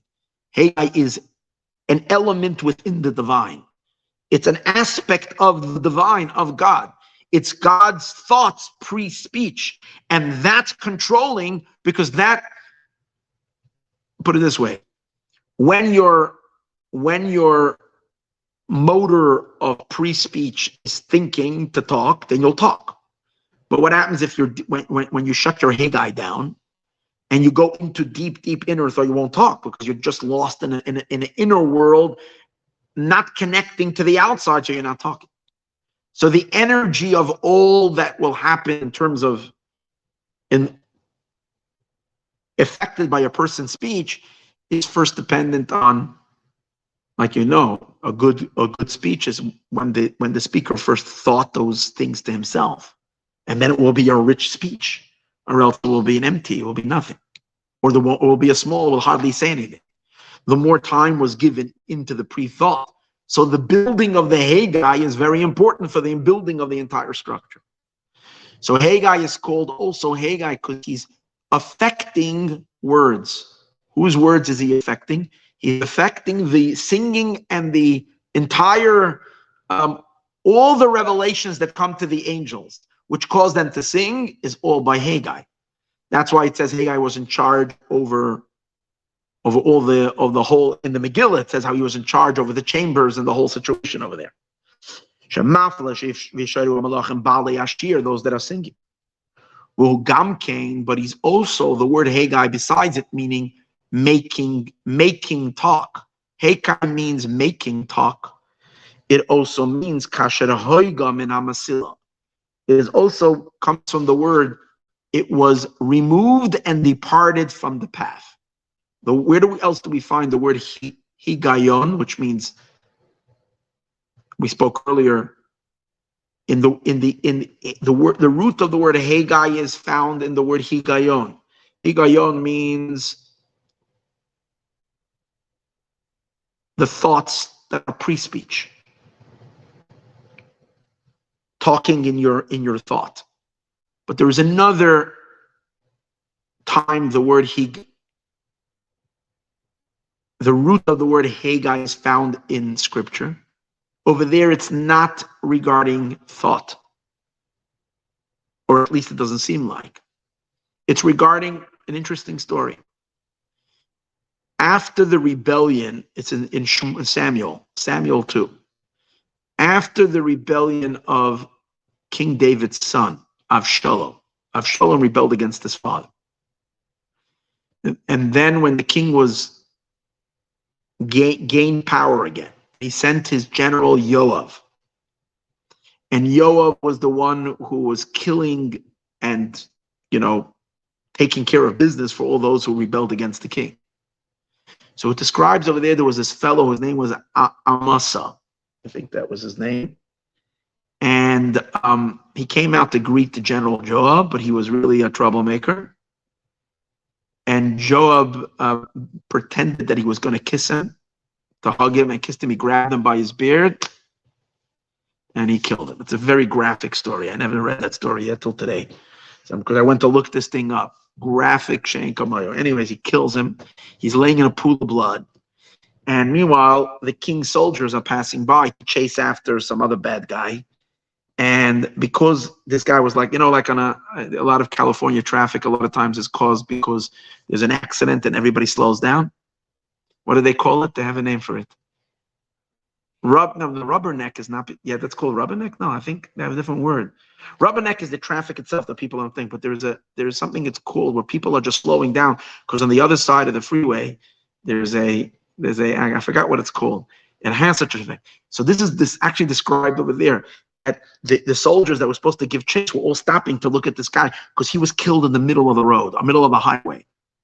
So Yoav sends the lad to him to remove him from the highway. So he goes and he picks him up because he sees everybody is stopping. And to look at this, so the verse says he moved him he moved him to the side and he covered him up with a blanket. No one should see him. And after that, everybody was just continuing and giving chase to all the rebels. And that's what it describes it there. The words it uses, kasher hoiga min hamasila, when he was removed from the path. So the word hoiga means to be like there's a path. Stepping off the path is called hoga. So he's connecting it to this idea. Because you have a stream of consciousness, which is the stream of thought, the upper thought, the higher thought, which is like in an inner world where you don't feel the letters, you're not close to speech. But for whatever reason, you're coming down from that lofty world and you're going to talk. This is an internal psychological process that takes place. The inner workings of the way consciousness and the way we talk works is that we drop down from the higher realm of thought we leave the path and we go down into pre-speech thought. That's why it's again, higayon means thinking in your head before you talk, but that itself is a departure from higher thought where you're not preparing to speech because the thoughts are not even noticed. The thoughts are too subtle. You don't even feel your thought. So it's like a dropping down and removal from that path. So that's the secret of Haggai. Haggai is God kind of dropping down. The energies of the divine are dropping down from a much higher infinite state to become letters and words which later will be spoken to the creation. Now here's the thing. From the realm of speech, so we really can say is three levels. There is speech, there is pre-thinking, the Haggai world, and above that is the Mesilah, is the path that we spoke, the stream of consciousness that is higher. No words at all, or there are words, but words are not felt. How does that translate into the experiences that we're talking about over here in this discourse? So here's the thing. We all exist within the construct of speech, including the souls, including the angels. We all live within creation, with all existence. When a soul is being invited from creation upward into an experience with the infinite light, in a sense, it's going up all the way high, high up, all the way beyond Haggai. It's going to visit the king itself. It's going to visit the infinite light prior to having any relationship to creation. So here's the thing. From the world of speech itself, we can't free ourselves from our identities, from our definitions, because speech creates definitions. Speech is God speaks particular words, which the words are fixed and defined, and that's what creates the definitions of each creature and each being. Every world, every chamber, every definition, all the way down to the details of physical life. That's from the world of speech. So if you want to come out from the world of speech and touch the energy of the infinite in the realm of thought, there's got to be a mediator in the between. And that's Haggai. Haggai is on the one hand, it's still thought, so it's not that defined speech, but here's the thing. To introduce the soul directly to the lights of pre-Haggai, the thought itself, the higher thought, that doesn't have any relationship to speech. The worlds can't sense it, can't tap it, can't feel it. So only through the mediation of Haggai, who is this level of words, the level of divine speech, but it's not speech yet, it's thought pre-speech. And that's why it's also called Hogam and Mesilah. It stepped away from the path, from the higher path. It lowered itself down, went off the beaten path, off on the side. Those letters can be the pre-transmit. And first of all, it's those letters that create all excitement in the cosmos because they introduce new godliness. From thought comes speech. So all new godly input, every new input that's coming to creation, that's causing the angels to sing and all the excitement is coming through Haggai. In addition to that, when you want to stun it, when you want to invite a soul inward, it's the Haggai who needs to administer its Haggai thoughts, its Haggai to that soul to help the soul come in. Now, what's the difference between Haggai and the other angels that we said? Esther doesn't need the other angels are also assisting of bringing a soul close. So we're saying angels Esther didn't need, just like Rebbe Chia didn't need when his carriage went up. But Haggai, yeah. What's the difference?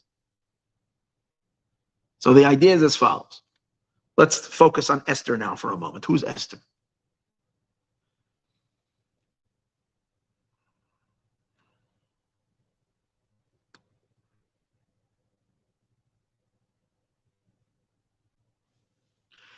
Souls are little pieces of God. Souls are little pieces of the feminine element of the divine called the Shekhinah. Little sparks of her. Souls, as they come down into the creations, become, once a soul descends into creation, as I spoke earlier, it's like God becoming a creation. The divine becoming godliness becoming a creation. Not God, but godliness becoming a creation. But then there is the Shekhinah herself, not the sparks of the Shekhinah. Oh, when Jews are in exile, when the sparks are in exile, the Shekhinah goes into exile as well. The root of all souls, the feminine element called Shekhinah, which is Malchut of the world of Atzilus, which is divine speech, the source, that entire realm of speech goes into exile, the sense. Esther is the embodiment of the Shekhinah when the Shekhinah goes to exile with her children. So she's a soul that includes all the Jewish souls. She's the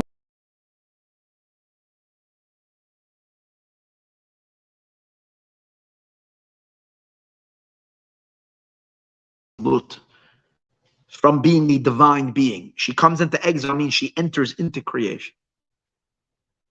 So it's like God himself putting restrainers on himself. That he too becomes kind of concealed and obscured by the very creation that he creates. He enters in and blocks his energy, blocks the infinite from within this, the immanence of God within the world gets blocked from the all-pervading infinity of God. In a sense, it's a self-imprisonment. But once the imprisonment is there, the imprisonment is there. The constrictions are there. The inviting of Esther to come see the king is the rejoining of the immanence of God within the creation to rejoin the infinite. On a soul level, it's each and every person individually. Here we're talking about the collective energy of the cosmos to go to be rejoined in the infinite light. That's what it means. Esther is going to see the king. Since Esther is the Shekhinah and Shekhinah is divine speech,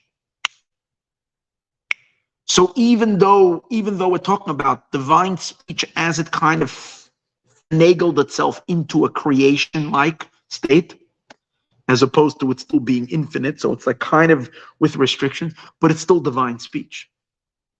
If it's still divine speech, it's infinitely higher than the angels. What are the angels? Angels are created by divine speech. How can the creator need the assistance of the creations it created? So Esther can't use the help from angels. Angels are created by her. They can't have anything better and stronger that she herself doesn't have. If the Shekhinah can't rise, how can the angels help her rise? Whatever they can do, she can do for sure. She's the source of these angels. She doesn't need assistance from angels who are created by speech. Individual souls that are just sparks of the Shekhinah. And therefore, the creation definitions and limitations are far more impactful on them, and they can become far more thickened into existence, cemented into existence, that to free themselves, they can use assistance of those angels that are created through the union of the kiss that we spoke earlier, and therefore are freer and not so bound by the restrictions, and are able to free themselves, and therefore help souls also free themselves from the definitions. But the Shekhinah herself doesn't need the assistance of angels. So Bagiatar Esther, when it comes to Esther's time to go, she's not asking anything. Thanks, but no thanks. I don't really know help. However, Haggai is what? Esther is speech. Haggai is the source of speech. Haggai is Esther, but on a much higher level. What is Haggai? Haggai is the thoughts. Whenever, if you have a world of speech, whatever you're going to say, you first thought about it. Haggai is the stage of speech before it became oral speech, when it was still mental speech. That Esther needs. And that's what's, when the words, when the realm of divine speech will come into contact with divine thought, which is pre-speech, that will help the speech come back, move into a more inward state, connect itself back to the source of where the speech is coming from.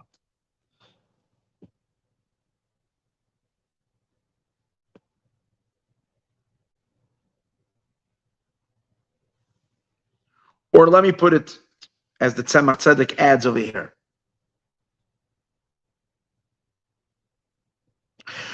Really, the source of the soul, of all of our souls, the source of all of our souls, are higher than Malchut, higher than the Shekhinah. We said we're sparks of the Shekhinah. That's the actual birthing of the souls. But when you trace the souls deeper, they transcend the level of Shekhinah. They're rooted even higher than the innermost of the Shekhinah, which is what? Haggai. Souls are rooted in the higher thought. As we know the famous statement, Yisrael alu b'machshava. Israel rose in God's thoughts. When we say Israel rose in thought, we mean deepest thoughts, inner thought. Thought that is higher than speech. But over there, the soul is not a soul. The soul is just one with the infinite. So, to help a soul rise, once a soul is already fermented in creation, to help a soul go back into a state of nothingness, when I say nothingness, we don't mean nothing. We mean everything. Go into the everything, the pre-infinite light of everything, before it's defined and specified into its details and definitions. A little ray of light comes from the source of the soul into the soul. From the soul that has arisen in thought, from its pre-existing state, there is a kind of a transmission from, like we learn in Hasidus all the time, that even though when our soul comes down in our body, that doesn't mean that our soul left heaven. Our soul is in heaven still, but the soul extends into the body. So it says that our communications from the spiritual source, there's a certain drip. We learned it in Lashon Mazel. It drips from the supernal source of the soul, drips down into our and what does those drippings do? Even though we can't, it's such high communication that we can't. It moves us. It creates certain subconscious energies that are very subtle, but have huge impact on it. That's why certain things that we do have so much to be like certain things. Like we're supposed to be in Judaism. There's such sensitivities to certain things because it's like it's sometimes the deepest effects are dependent on like these very, very subtleties. You want to be able to keep that dripping. It's almost like when you go to sleep at night, it's like when you're not conscious, and that's when subconscious drippings are taking place on the deep through dreams and through what's taking place. So you want to go to sleep in a way that is conducive. You should hook up. What is that going to do? You're not making an effort. You're not consciously deciding. Oh, because if you're going to sleep the way in a holy way, and there's going to be some kind of a download taking place into the subconscious, then the next day you're going to be motivated. You're not even going to know from where to live a higher life, a more sensitive life. You can be less selfish, more sensitive to others, more driven towards purpose. And you're not even, sometimes it's a conscious decision. You woke up in the morning, you meditated, you prayed, and you set yourself. But a lot of it, I would say probably 50% of it is dependent on if you slept well the night before. You've already created a conducive setting, which you have it's not even going to be in your consciousness. It's going to be this deeper, higher effects that are impacting the soul. That's what we mean, this drip that's dripping from a very high place, which has impact even on a much lower level. So to help a soul, let's exit our existence on earth. When a soul is in heaven, even when it's in Gan Eden, in the Garden of Eden, there is a much higher source where the soul is not existence. The soul is beyond existence, and the two have to communicate. From the soul, where the soul is one with the Ein Sof, comes a communication. Through who does it come? Through Haggai. Because as long as it's so lofty, it can't connect to the soul. It has to descend through Haggai, which Haggai takes the thought that is not felt and turns it into a more definitive thought. And from that thought, it's almost like causes this pure energy to become consciousable, if you can say, bringing it into words, bringing it into something, so that later it can transmit and enter into our psyche, that it can stir up a certain higherness, a certain elevated feeling for the soul to release itself from its bondage as being a soul and free itself into the infinite. That communication Esther also needs. The assistance of external beings like angels. Regular souls need that, Esther doesn't. So we need many assistants. To help in this transition to come before the king requires much. Esther didn't need the assistance of the angels, but she still needed Haggai's input, as he's explaining here. Okay, that should kind of do it. Whoa, this wasn't easy. As he said, the shorter the discourses are, the harder they are, because the more you gotta, figure out, you gotta fill in the blanks. Okay. Vugam came a lashon, and Haggai is also from the words kasher hoigam in amasula, as he was carried away from the path, which is speaking about. It's so interesting how this is used in the spiritual context. And in the story of Shmuel, I was expecting, who knows what it's talking. I thought it would be talking about something lofty and beautiful, and ended up talking about this murder of this guy whose dead body is removed from the highway, so that traffic shouldn't be caught up with him. Yet that's the story that is used, that's borrowed, the concept over here, to explain the concept of removing something from one place to the next. What that means, it is being drawn down from thought to speech. It means when a person is thinking how to speak. So what does that mean? How does Haggai's influence now translate into the souls in heaven? So he explains, the highest chamber in creation is called the Holy of Holies. Just like in this world, what's the highest place in the world? Israel. What's the highest place in Israel? Jerusalem. What's the highest place in Jerusalem? The Temple Mount. What's the highest place on the Temple Mount? The temple. And what's the highest place in the temple? The sanctuary. And what's the highest place of the sanctuary? The Holy of Holies. So in the cosmos, in the higher spiritual world, it's the same thing. The highest point in creation. Above this is not creation. Above this is the world of emanation, which is not creation. But in the highest point of creation is called the Holy of Holies. It's a chamber, the Zohar talks about, called the Holy of Holies. That's the meeting point where all divinity meets creation. Just like in the Holy of Holies down here. That's where divinity meets the world. On that ark between the two cherubs is where the divine presence realm touches the physical. So just like, and so it is on a broader scale in the Holy of Holies. Haggai is so in the Holy of Holies, so again, creation starts with what?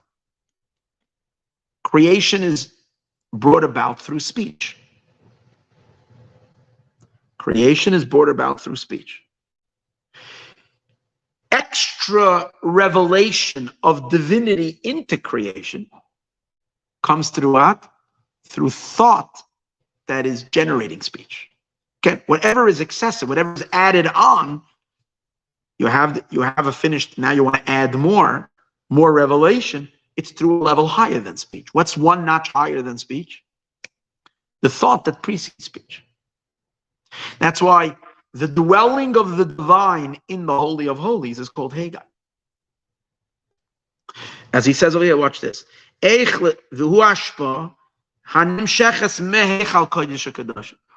I don't know if I wouldn't say that the dwelling of the divine in the Holy of Holies is called Haggai, but the projection of light from the Holy of Holies. In the Holy of Holies, no one goes. So the creatures aren't. Now, there's an interesting thing. Shekhinah, when she rises up to Atzilut every day, or when the Shekhinah that is in exile ascends, if this is ascent, it happens every single day. There is this ascent by prayer. The Shekhinah goes up to reconnect to her infinite source. Where does she go to hang out before the doors open to the palace and she ascends upwards into the infinite? She goes into the Holy of Holies. That process of Shekhinah being in Holy of Holies and divine light comes down from beyond, from Atzilut, into the Holy of Holies to meet her and to escort her up. Similar to this idea that a soul going up needs an escort, needs some kind of something to pull it in. So too, the Shekhinah goes into the chamber of Holy of Holies, and there's a light from the Holy of Holies is a chamber in Bria, in the world of Bria, in the world of creation. This is a emanation from the world of Atzilut, from the divine light, from the masculine light of Atzilut, sending down an invitation to his wife, to the Shekhinah, to come and join him for intimacy. So he's bringing her up. This bringing up of the Shekhinah happens in the Heichal. And when does she enter into Atzilut? When we pray Shemona Esrei, when we do the Amidah. That's why we say one of the important things, you're now going to make a separation between Geula and Tefillah. When you say Goal Yisrael and Tefillah. Geula, right before Shemona Esrei, we speak about God redeeming Israel. Geula is the lights of that Tzilut, descending, coming down to the Malchut, to the Shekhinah, and to send her a ray of his light to escort her in. That's the Haggai process. So Esther needs that. We're now going to make an interruption because Tefillah would not work on its own. Prayer, which means the Shekhinah's ability to rise, she couldn't do it on her own without that connection. There needs to be a masculine light from above to assist and pull her inward. So, and the masculine light from above is coming from Haggai, which is the Shekhinah is speech. The inner realm of Shekhinah, which is the Shekhinah when she's still in Atzilut, which is the pre-speech, needs to shine already. And that happens, as he says, it's the hashpah that comes from the chamber of the Holy of Holies. That has been removed from the path. Because in the chamber of the Holy of Holies of the world of Bria, Nimshach, it is drawn, Oira Atzilus, the lights of the world of Atzilus, which is the pure divine, in order to elevate the Malchus, which is Esther, to elevate Shechina upward. Like it says in Pri Etz Chaim, this is this book, where he's explaining over here, this is what I opened up over here, where he has a long explanation of why you have to, why the sages say you got to be so careful. I'm reading from here. Smichas geula tefila mamish. Gam heichel kodesh kadashim debriya nikra baruch. Okay, hold on. Okay. Kitchila, because in the beginning, anu meridin, we bring down ha'aras hagoel, a radiance of the Redeemer, letata im hamalchus, to go down to where she is. And as first Hashem descends, we say it Friday night also. Lecha dodi likrat kala. The Shechina is the kala. She's the bride. You groom go out towards her to invite her in. Every shot. This happens every day in prayer, but also every Friday night. Every time there is an elevation of worlds, whenever Shechina is going back to union with her play, you first have to her husband has to send his hand out to pull her up. So this is the idea that you're now going to make an interruption between Geula and Tefillah. Geula is Yesod, is Atzilut. Tefillah is Malchut, the aspect of kingship seeking to go up. So the Geula has to come down. And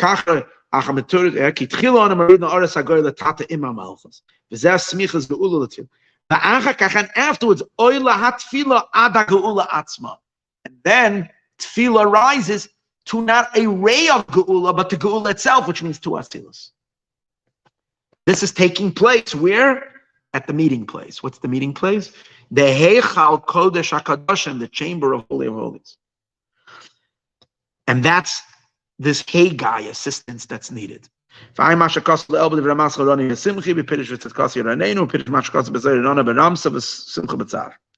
And this is the idea. In the evening she would come. What does it continue in the Megillah? It says about these girls. In the evening they would go meet the king, and in the morning they would return. Simply, it's talking about a girl goes to Achashverosh. In the morning she goes back to the other gathering place. What's the deeper meaning? When it was referring to a soul or to the Shekhinah, actually now we're going back to all the regular souls, all the other souls, who get invited once in a while to what? To have an intimacy with Hashem. That intimacy, however, happens in the evening. What does that mean? By day she returns. And he's going to explain a fascinating thing. You would think that in the evening when she's with the king, it's much higher than by day when she's going back. But he explains the opposite. If that's called evening and this is called day, it means that the day is higher. So here's the point. As long as the infinite is beyond our experience, outside of us, we're not connecting to it. We're not conscious of it. It's not flowing through our veins. The infinite is like a distant element. Then we're yearning, desiring, aspiring, and wanting to creep out of ourselves to touch the infinite. That's called evening. Evening is when there's concealment and darkness, and God is outside and beyond, and the soul is not yet connected, so it's yearning, and then God pulls the soul in. In order for the soul to come in, the soul has to forget herself and reach the place of total dissolving, and then she's in her state of non-beingness. She becomes one with the infinite. But that's not the purpose. That's not the ultimate goal. The ultimate goal is what happens in the morning. Once God is shining in her, which is day, then the soul can return into existence. She can come back. She can come back into beingness. But when she's returning, she's not returning as a separate soul. She's returning as a definitive channel of God's infinity. She's just a conduit now of God's infinity back into the world, back into existence. God's desire is not the suction of all souls into himself. God's desire is the infusion of himself into our world. And that's morning. Morning is when we can be God while we are self. Evening is when we have to dissolve out of ourselves to become him. When we have to be suctioned out of existence to be unified with him. As long as we feel separate consciousness, yes, then our existence is not a vessel for infinite. But once we let go of self, and that's the process of prayer, we dissolve, we forget, we ascend past ourselves, then we can return ourselves. But when we're returning already in a state of attachment to him. In Kabbalah and in Hasidus, we always talk about Ratzai, racing upwards, Shuv, and returning back to existence. When you're returning, you're not returning as self, you're returning as God's mouthpiece. You are now talking, God is speaking through you, you're not talking anymore. That's called day, because God is not hiding from you anymore. He's perfectly revealed in your soul. As opposed to evening, when he's still concealed and you're seeking to get out, to reach for, you sense his existence outside and above us, the transcendence of the divine. And that's what he concludes with. In the evening she comes. Come before him with a song. This is the singing of the soul, the yearning of the soul to ascend upward. This can only be at night. When the Oren Sof is still sensed as above and outside of our existence, we still feel trapped in the existence of the world. The world is still blocking, and therefore we need to get out of the world in order to experience the divine. But the attribute of day, which is happening in the morning, is the drawing forth of the infinite light. From up down, and because in the prayer we say Bo Lefan of Bernan, we learned this mimer this year. on Hanukkah time, remember. We learned the discourse that says, come before him with song. Ivdu as Hashem, but serve God, besimcha with joy. That's the morning. Morning meaning an infusion. You channeling godliness down into the world. In the morning she returns. Kiba v'shava, coming and returning. These are these two movements of racing out of self and returning, but not returning back to who you were, returning back to who you are as an expression of God in this world. And that's the ultimate, I guess, in the greater history of our lives, passing away, the soul going up to heaven, is all this exhilarating experience of ascent until it achieves ultimate union, and then it comes back in a resurrected state. What's that? Coming back down. Not as a creature, but as another channel of God into the finite world through each and every one of us during the resurrection. Back in a body, but eternal life. Because you're not living as you, you're living as him through us, in us and through us. On a small little level, this happens daily. When we pray, we experience the ascent. The ascent has to be through Haggai, who was the operator over here. And for most people, we need the angels as well. We have to ask for assistance.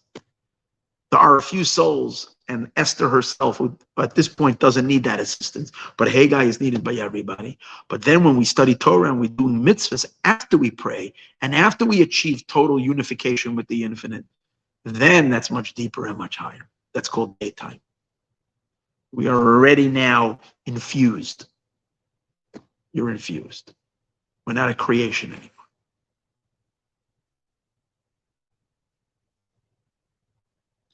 Well, this is what this part of the Megillah means. You probably wonder what the rest means. The rest of the Purim story. What else is there?